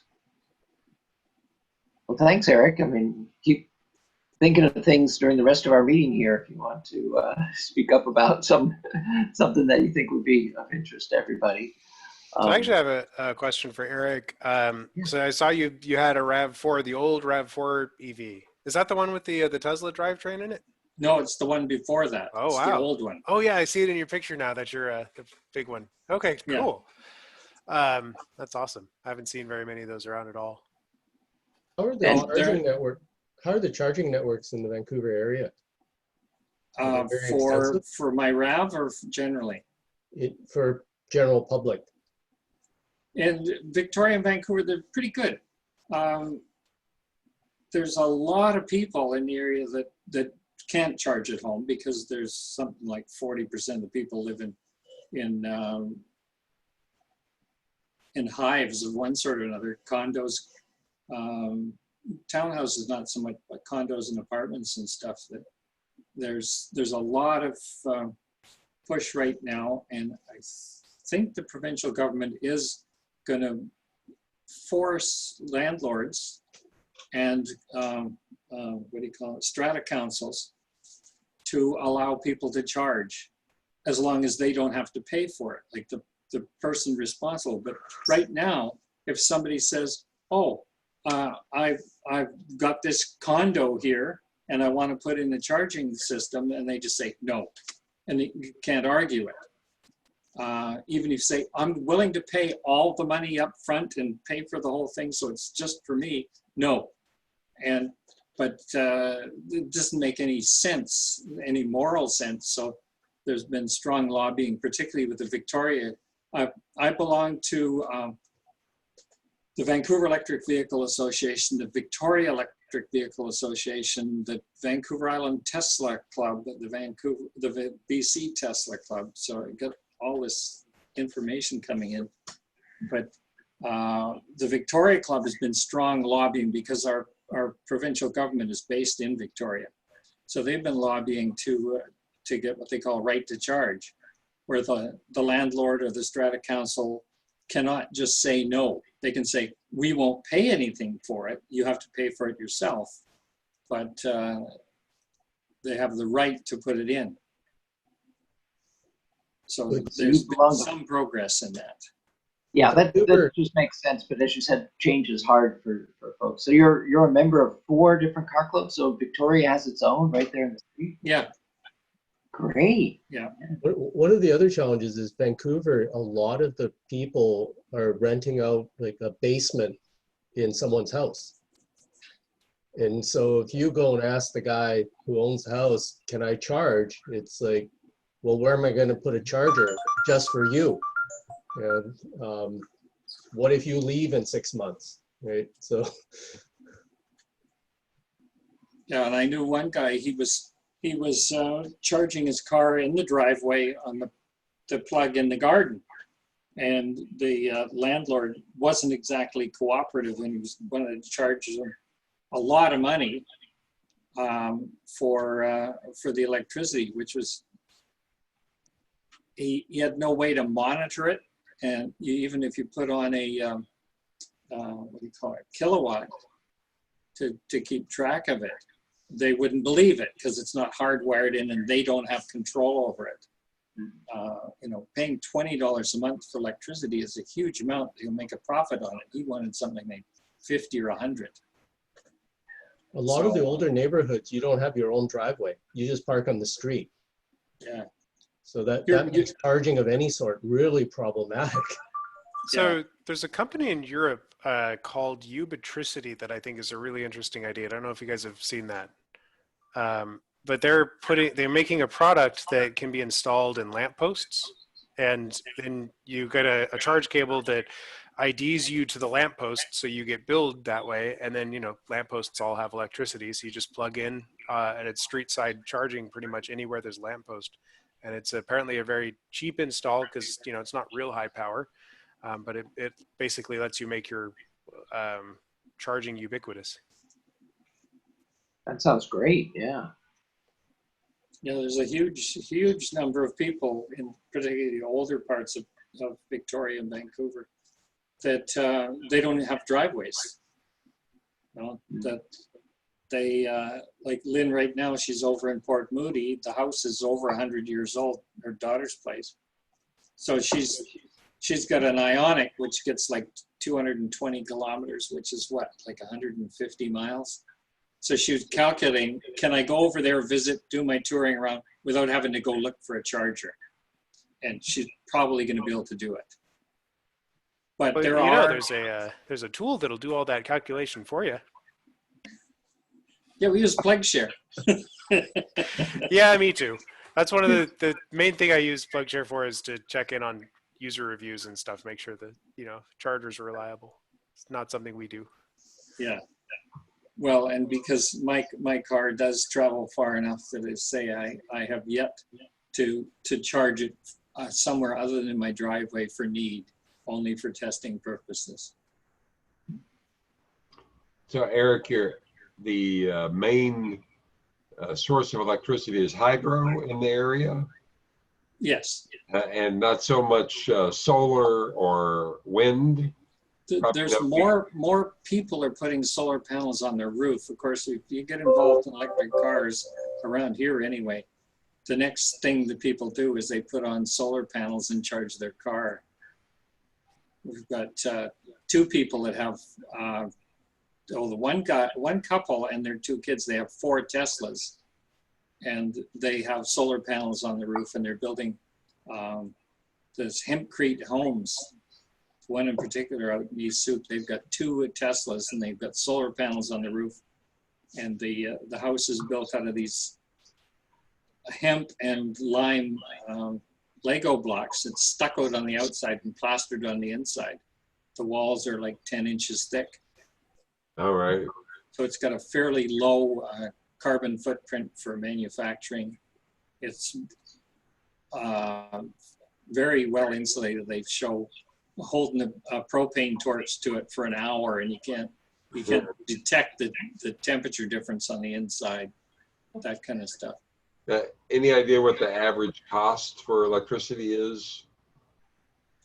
They have a 2-tiered system, which is mostly BS. It's for hydro to make supplier to make it look like they're trying to help you, but they have a 9 cent a kilowatt hour price up to a certain level, and then it goes to 14 cents. If you live in an apartment that has supplied heat, and if you're just doing lights and running your computer and stuff, you can stay within the first level. But they don't have any time of use rates at all, which would make a huge difference. But with hydroelectric power, you can turn it on and turn it off pretty quickly so they can monitor it and not waste power like you can with nuclear or coal. All right, good. So if other folks have some questions for Eric, they can bring them up. But kind of as a segue there, Eric, I wanted to bring up a couple of different news things that people might want to talk about a little bit. And one thing folks might have heard me mention before is what percentage of power in Texas is renewable power. And I read a stat, so since our last meeting to this meeting, it says that in 2019, Texas was 20% wind power, because I used to be quoting like 13, 14%. So it's really gotten up now. So 1/5 of what someone just plugging into any old outlet in Texas is getting renewable wind power. And it is expected that this year in 2020, 24% of the electricity on the Texas grid will be wind power. So we don't have the hydro resource like you do up there in the western part of Canada, but we do have a wind resource, and the politics, of course, have just come together, and it can help a lot of ranch owners to have some extra income by letting a turbine company come in and put wind turbines on our property. So I just wanted to bring those numbers out to folks because, of course, all of us kind of tend to be ambassadors. If somebody sees us getting out of our EV in a parking lot somewhere, and they might say, well, where do you get your electricity from? Well, now in 2020, we haven't finished the year yet, but it's projected that 24% of all electricity that gets, every kilowatt hour that gets used on the Texas grid, which isn't quite all of Texas, but it's most of it, is wind power now. So that's really increased. So if people have comments on that, they can make comments. I'd also like to point out to folks, I don't know how many folks know that there's a weekly television program called Motor Week that we see here on PBS in Houston. And this latest episode, number 3948, just had more EVs shown on it than any other that I've seen to date. So every once in a while, they would just have one EV. They talk about something new coming out from a manufacturer. But this latest one, they just had talking about the next Audi e-tron that's going to be coming out, and another one, and some other mention of electrification of vehicles. The episode before, they showed a Bolt as a police vehicle. I believe it was in the state of Maryland. And I thought that was rather interesting. They mentioned that the officer who drives it has his own electric vehicle, and he liked it so much that they got him one for his police department work. So it's kind of interesting to see a Bolt with the markings on it of a police vehicle. So those were all on Motor Week. And then, of course, we've got to address the elephant in the room for all of us here in Texas. And having heard on the news that Tesla announced they're going to have their next cyber factory, the Cybertruck built at a new factory in Austin. And along with the Cybertruck, they're also going to be building the Semi, which I think will really kind of revolutionize the big trucking industry. Of course, all of us have been on the roads and been behind, we mentioned the buses already, been behind trucks that are spewing diesel particulate matter into the air. And so the fact that they're going to be building the semis in Texas as well, I thought was interesting. Of course, a lot of trucks go across the big areas of Texas, as we mentioned. And I thought it was also interesting that they emphasized of those 2,000 acres that Tesla bought, that it's along the Colorado River of Texas, not the Colorado River that goes through the Grand Canyon, the Colorado River of Texas, and that they're going to have a certain portion of it with public access, with bike paths and things like that. So I thought that's good that they brought that out as they build another factory. Then the other news item that we might want to discuss, of course, China was already mentioned as far as electric buses. So yeah, they're way ahead of any other country in the world. But one data point that I noted down is that China has ordered that 25% of new car sales be electric or plug-in hybrid models within 6 years. So that shows a lot of emphasis. Of course, we know that they have some cities with great pollution problems. But those are all some things that people might want to comment about, as well as we always like hearing about people's projects. So I don't know if John Atwood, you have something project-wise you want to bring up, or Keith, or anyone, but I'll just open it up for people that want to comment either about their projects or about news or ask each other questions. I wanted to mention that the EV Nationals was postponed. Did you see that, Kevin? Yes, I did. It's postponed. Yeah. I guess they don't have a date like coming up or anything. They haven't announced one, no.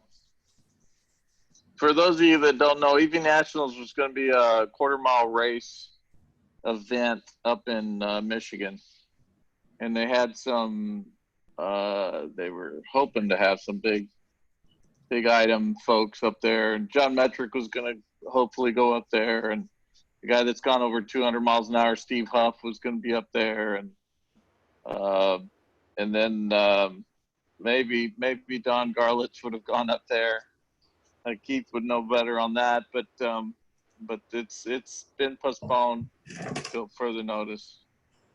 Yeah, a couple updates on that, John, to watch is, yeah, we had to cancel that for what's going on, but a couple key things that have happened in the Nedra world is Hans and the guys with a Silver Bullet bike over, I guess, in Mansford, which is somewhere in Europe. I'm not big on my geography over there, but they ran the second fastest time ever on their bike with a 7:08.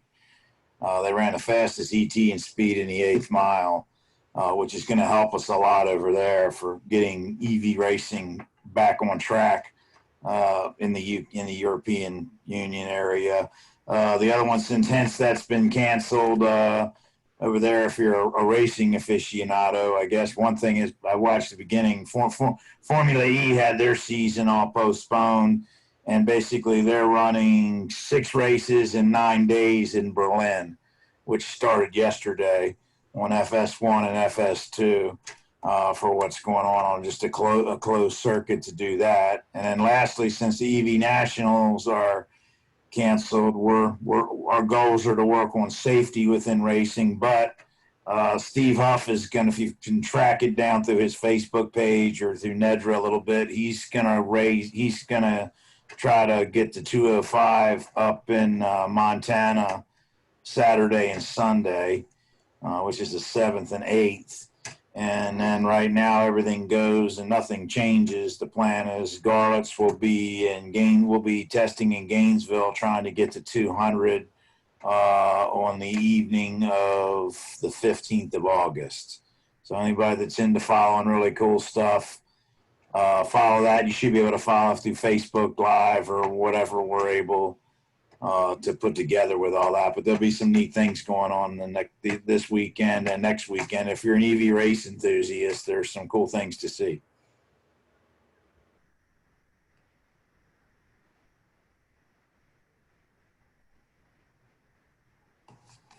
Say, a quick question about the Tesla Semi. It has a steering wheel in the center, which is a huge surprise to me. Why in the world would Tesla do that? And is that likely to appear in cars? Would it be a good idea in cars?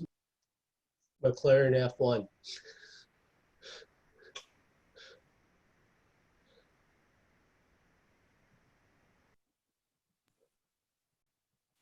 Well, they used to make the front row 3 seats across. You'd bring that back and put the steering wheel in the middle. Yeah, there's an idea. The thing I heard Tesla say was that it was safer to have the driver in the center, because in that way they can see equally both sides of their big vehicle, keep other vehicles from getting underneath it or whatever as they make turns. But The other thing I thought is that then you could sell it in either left-hand or right-hand side drive countries around the world without having to make something different. But just another innovation that these newer car companies are coming out with, as far as I know. Now that I think about it, if they get into an accident with somebody hitting them from the side, they'll be a little safer. And most of the time, people might be alone, just the driver, nobody else in the car. So you might be safer in a lot of accidents that way. I think the semi has the driver's seating, and then it may have, it'll have a sleeper type arrangement. So it may have room for like jump seats or something behind there on the second row. Since they're probably starting with fairly small volume, it makes a lot of sense that they can sell it for right-hand drive and left-hand drive applications without changing anything. Because like if you follow, these big car manufacturers, a lot of the cars were not available here because they were designed with right-hand drive, and to move the steering wheel to the other side, there's too much stuff getting in the way, and vice versa. And so it was designed that way from the beginning. They could sell it anywhere, and they're not starting out with volumes like GM or anything like that. So it costs a lot of money to re-engineer those vehicles for that. Yeah, so there's definitely a cost savings for the manufacturer, and they could sell potentially worldwide. Yeah. So, all right. And in the comments, I see that we've got a comment from Yen Rabe. Glad to see that. And welcome to the group. And if you'd like to speak up, you're welcome to. If you don't want to, that's okay too. But yeah, we, as I mentioned at the beginning, don't have our usual speaker today, but we are always, even when we have a speaker or two, we want to get everyone who wants to bring up a topic, whether it be electric vehicle racing or what's happening with Endu or whatever is on their mind, to bring it up to everybody. We're all interested in all aspects of electric vehicles. So you're welcome to make any comments if you like, Yen. Thank you. I really enjoy listening to you guys, and I'm an enthusiast for EV cars too. EVs. Well, good. Yay. Are you here in Houston or somewhere else? Yes. I live in South Belt, Ellington area, right on Black Hawk. Okay. Yes. Very good. Okay. So not too far away from the Johnson Space Center. So Emma is the vice president of our Johnson Space Center Electric Vehicle Owners Club. And we used to have lunches before that became too difficult. So at some point, we hope to start up lunches again. And so that might be something, since you're on this side of Houston. Anyone's welcome, of course, but lunchtime people want to usually be closer to where they're going to go have lunch. So we'll certainly let you know when that opportunity comes up. So right now, nobody knows when you can really start doing a lot of things in person, but we'll keep you in mind for that. Well, lunchtime, but on the weekdays? Well, we've done it weekdays so far, but there's no restriction going forward. I mean, we'll obviously take input from folks if they'd like to do a weekend lunch. Yeah, weekend would be better because I work. And even weekdays, it doesn't have to be lunch. It could be evenings as well. I mean, that's just a matter of what turns out to be the best, for folks. Like I said, our group actually only started up last November. Okay. And so we had just a few, and they happened to be lunches weekdays before, coronavirus kind of shut that down. So just from what we've done, I'm speaking about, but that doesn't necessarily dictate timing. We certainly would take suggestions and pick times that are good.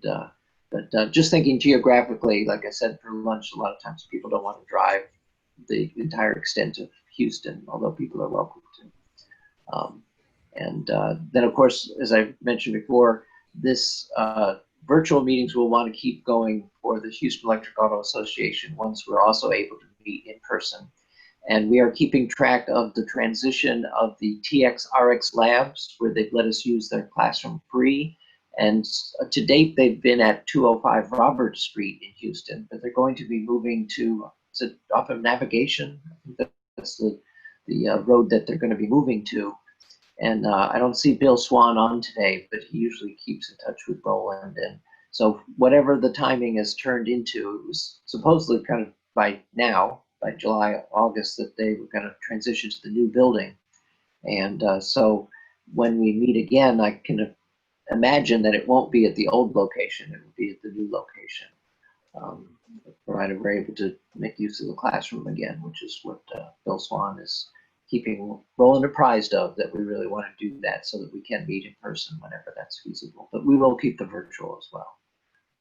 For your lunch meetups, you could do something like what the Houston area Mensa group does. Like my wife's a member, and so you get all these notifications by email, and they have like the Clear Lake Lunch Bunch, and there were several of them, and around different parts of the Houston area, because it's so big.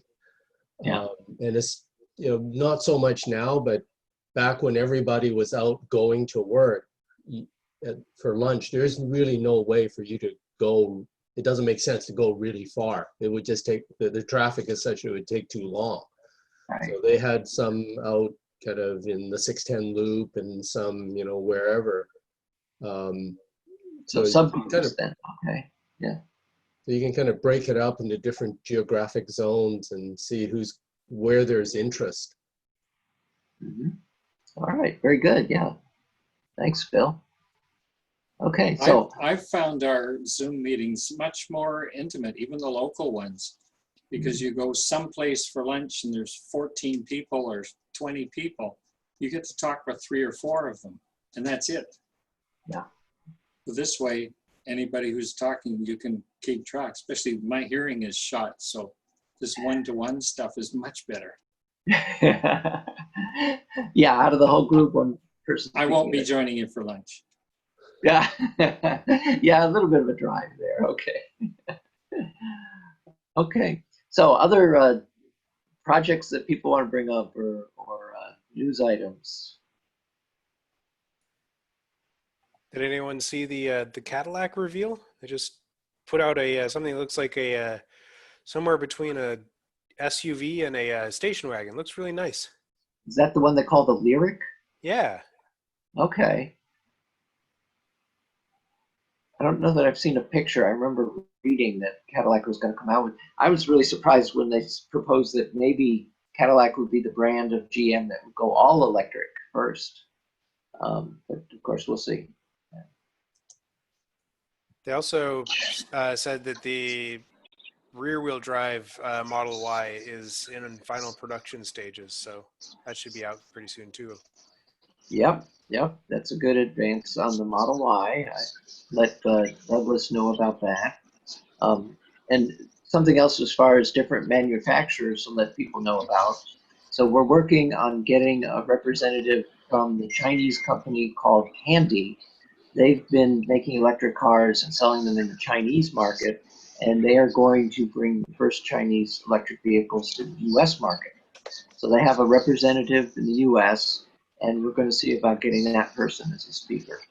And maybe also put some print information on our website so people can see what's happening in that area of EV development. So, but let's see. We don't I have have a Robert. question for Jason. Yeah. Go for it. Jason, what is the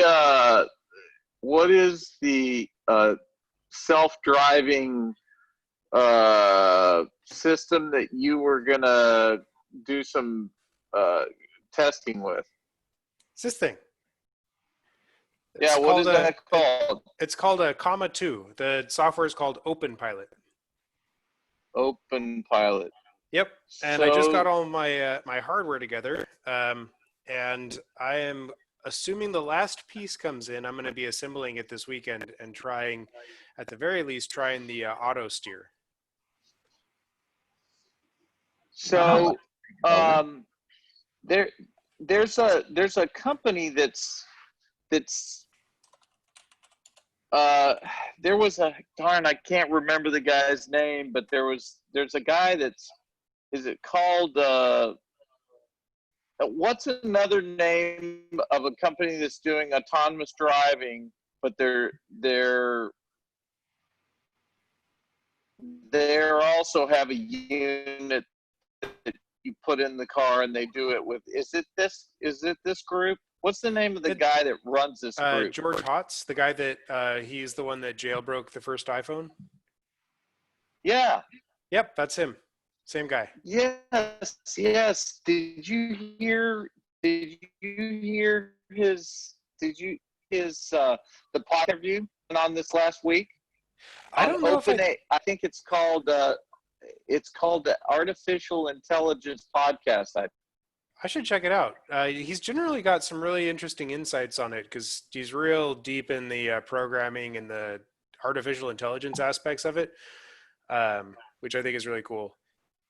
Yeah, it's very interesting. For all of you guys that are interested in autonomous and George Hotz is the guy's name. He was interviewed by the Artificial Intelligence Podcast, I think it is, and had the headline that I saw and why I started reading it was he said Tesla absolutely will win the G5 autonomous level, and he went through and explained why that is, and basically it's because they have the largest accumulation of data. But he made some really great.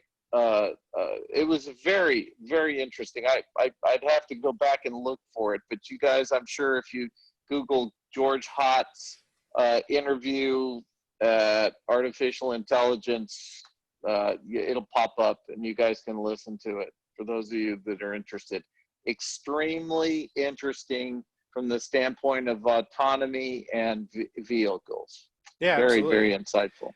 And I really like the approach they're taking too, which is kind of taking a similar approach to what Tesla does, where they kind of look at the whole system and they get their system to try to determine not identifying individual pieces of the scene, but given a scene, where would the human drive, and then drive there, instead of labeling every little piece of the scene and then having some really convoluted system. Kind of trying to simplify it down to the core of what makes a safe driver, which I think is really smart. Yeah.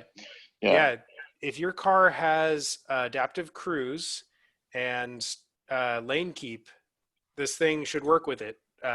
You can check on their website to see what's explicitly supported, and then there's a lot of consumer or community. That's the word I'm looking for.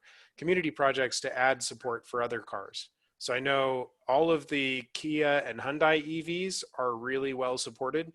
Like they've got a huge community following, and they've got really good systems. I think the Nissan, I haven't really looked at the Nissan Leaf's capabilities, but that one likely has good support as well. How does So what car are you going to use it on? My Chevy Bolt. Sorry. How does it interface how does it interface with the car?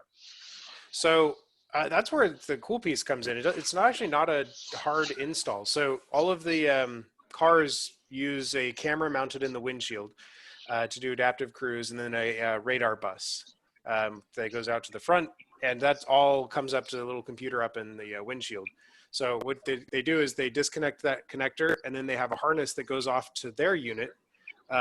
And then their unit passes it back to the car and kind of proxies between it.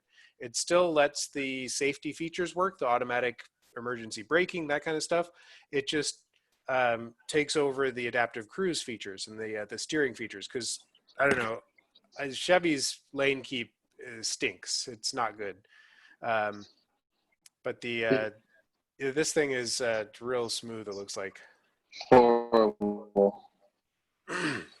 So your Bolt has lane keep, Jason? It does. It doesn't have adaptive cruise, and for that they have a different solution, which is where it being an EV is really nice because they use a pedal interceptor, so you get the one pedal driving for braking and acceleration.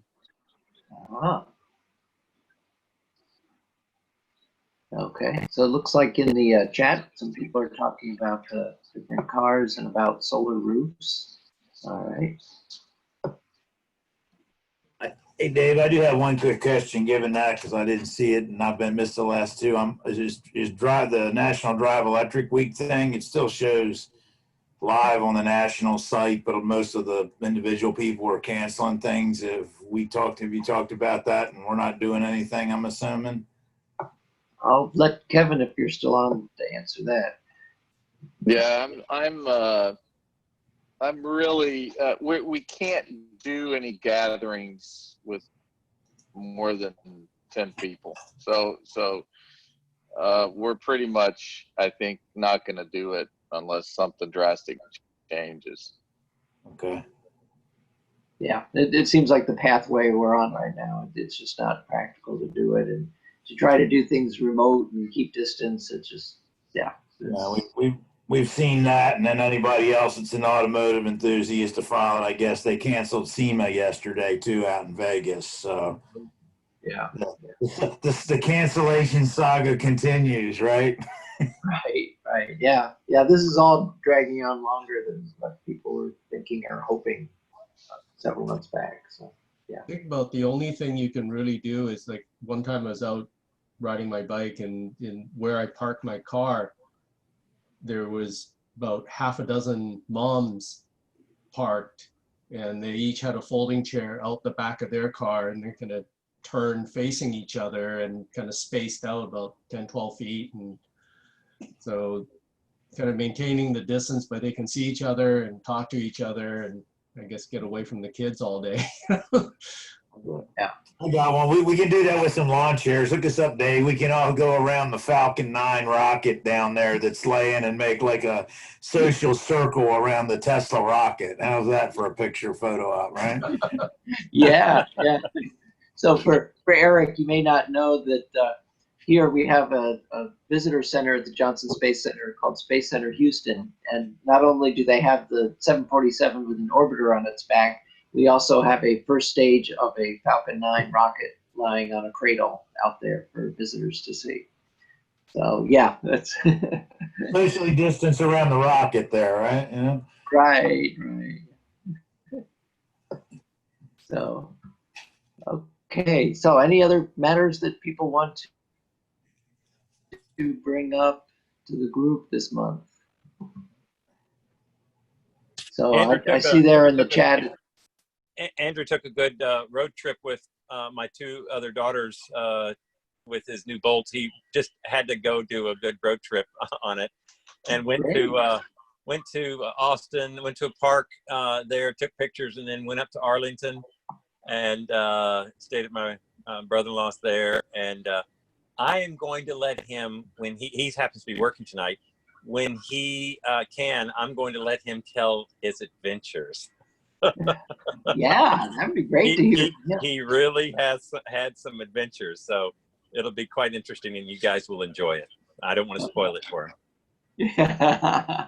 All right. So yeah, next month or whenever it's applicable for him. Good. Yep. All right. Okay. So in the chat, I see some text there about going solar, and there's of course the group called SUN, Solar United Neighbors.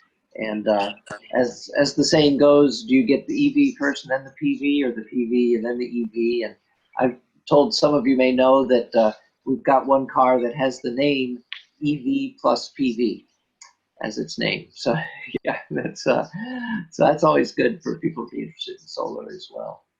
And so that's finally starting to grow in Texas. It's been quite slow. I actually have one note here about in the Dallas area. So most of the solar, of course, that goes in, the utility scale solar that goes in Texas is in West Texas. But in the Dallas area, They are, let's see, where'd my note go on that? Expect to complete next summer solar battery storage and PV southeast of Dallas, producing 367 gigawatt hours per year and 75 megawatt hours of storage. And I wrote a note to myself, need to get used to these numbers. So to be able to know what the scale of these are, because a lot of us kind of know, like for a house, you know, a house might have, say 10 kilowatts or something like that. But here, you know, we're talking about megawatt hours and gigawatt hours, you know, so yeah, so compared to a house that might make 20,000 kilowatt hours a year, yeah, when you have megawatt hours and gigawatt hours, it's a whole different scale. But that, as I said, is going into the Dallas area, so it's not West Texas, which I know that the city of Houston has contracted with some utility solar in West Texas for city electrical needs. So, all right. Other comments from folks that they want to? I'll ask one quick question. Has anybody here switched to the Evolve Energy solution in Houston yet? Is the time of use thing looking at that? I know a couple of us were talking about it, but has anybody made that change and leap yet? Away from Griddy, that had maybe had a Griddy option and went to Evolve Houston? Okay, so we had talked to them about having them Evolve Houston, Evolve Energy, because there's another group called Evolve Houston. Evolve Energy. The Evolve Energy guys, yeah. Right, which is a competitor to Griddy, and we haven't gotten them yet. We hope to, but that's a good question. Anyone in the group, maybe they had Griddy or didn't have Griddy, but if anybody signed up here in the competitive electric market where you can choose your retail electric provider, anyone chosen Evolve Energy? Yeah, I have. I've been using them for maybe a month. So okay. I don't have a lot of experience yet. I have one complaint in that I have 2 meters and they can't accommodate that. So you have to have 2 logins, 2 passwords. It only works on an app. It doesn't work on your computer. So there's some details like that that I don't like. But it's no contract, and it does seem to be cheap.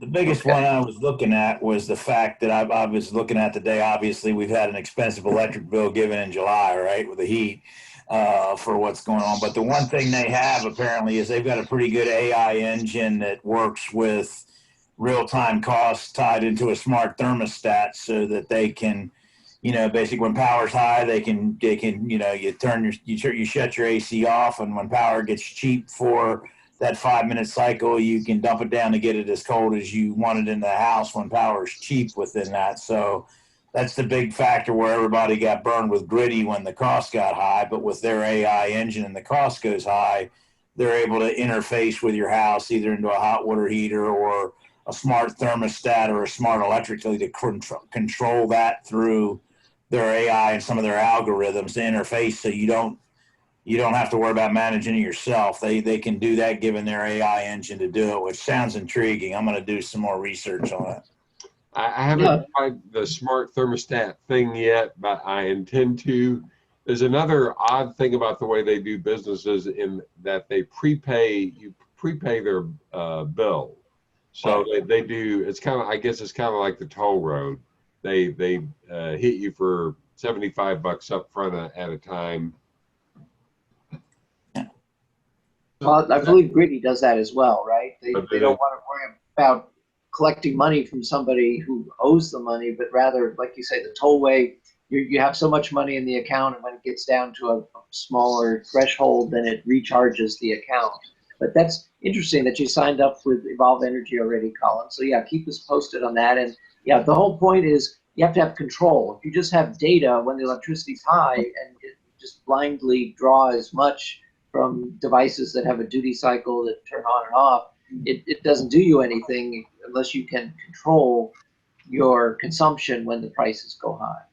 And that works for somebody that has solar, because if the price got high, you could sell it back. You shut your AC off and let your solar provide the extra power during the day, where you get paid more for what it's worth, because it's real-time cost selling back, not net metering. as well as the other one. They really want to keep people that have energy storage, because then that's really the key, because they don't have to worry about the sun.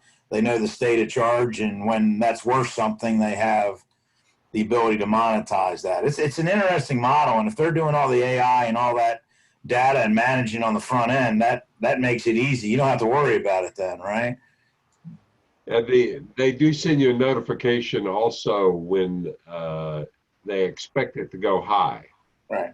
So you can manually adjust the thermostat if you don't have a connection there. Exactly. Is it of much benefit to someone that isn't home a lot? Like, I'm the only one here, so I'm gone a lot of the time. So I've got my thermostat set so that it just lets the temperature go up for most of the day. Yeah, that's the idea, is that they can control your thermostat if you have that type of thermostat. Yeah, but like if I'm not here and I set it so the temperature is high, so the AC hardly runs anyway, then it seems like May not be an advantage. Yeah. Or the advantage might be really, really small. Yeah. Yeah, you have to have enough of your own demand that you can control. And the typical example is someone with a pool pump, because it's something you don't have to run, but typically a lot of people with pools run it quite a few hours. And so if you've got a pool pump that's remotely or through AI or whatever method, you have to have control, as I said, able to be turned off when the rates go up. If it's just going to run anyways when there's high rates, then you haven't gained anything. You have to be able to turn some high demand items off that would normally be on. So if you're in the scenario you gave where it would normally be off or set to a very high temperature anyway, your savings are going to be minimal.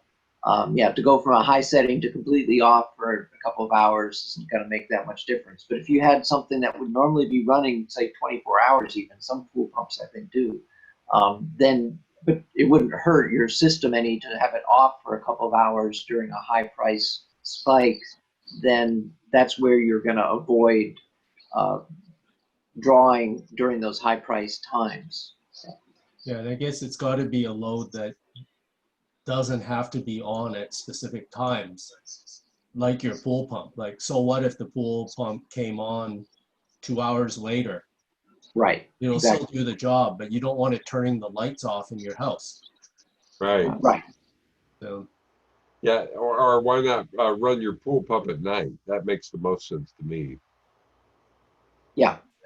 In general, whenever the rates are low, which is kind of the generalization at night, there's some people, as I say, they need to run their pool pumps a whole lot of hours, maybe even 24 hours a day. And so those are the ones that if they were to cut it off during the spikes, that would really save them those high costs. But yeah, it's all a matter of how much demand you have versus what you're going to do to control it. And so being that this is an electric car club, like if you have your car hooked up, will it cut off the charging of your car?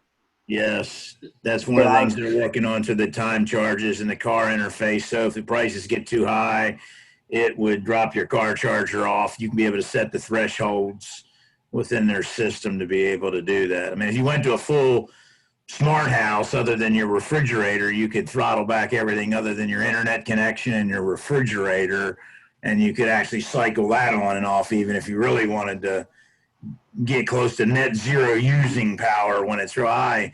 And the goal of that is, when you look at the big picture, is that gets smarter, and the demand, that starts to drop the whole base load, which should drive the whole cost down and get rid of these spikes and make renewables more efficient. Operating under that model is the future.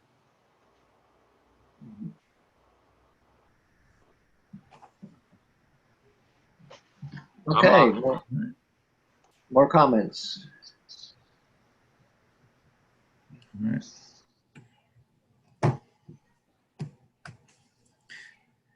I vote to adjourn. Yeah, I just going to say, I think we want to get to a point where people feel comfortable stopping. I mean, yeah, if there's anything that you all want to bring up, now's the time to do it.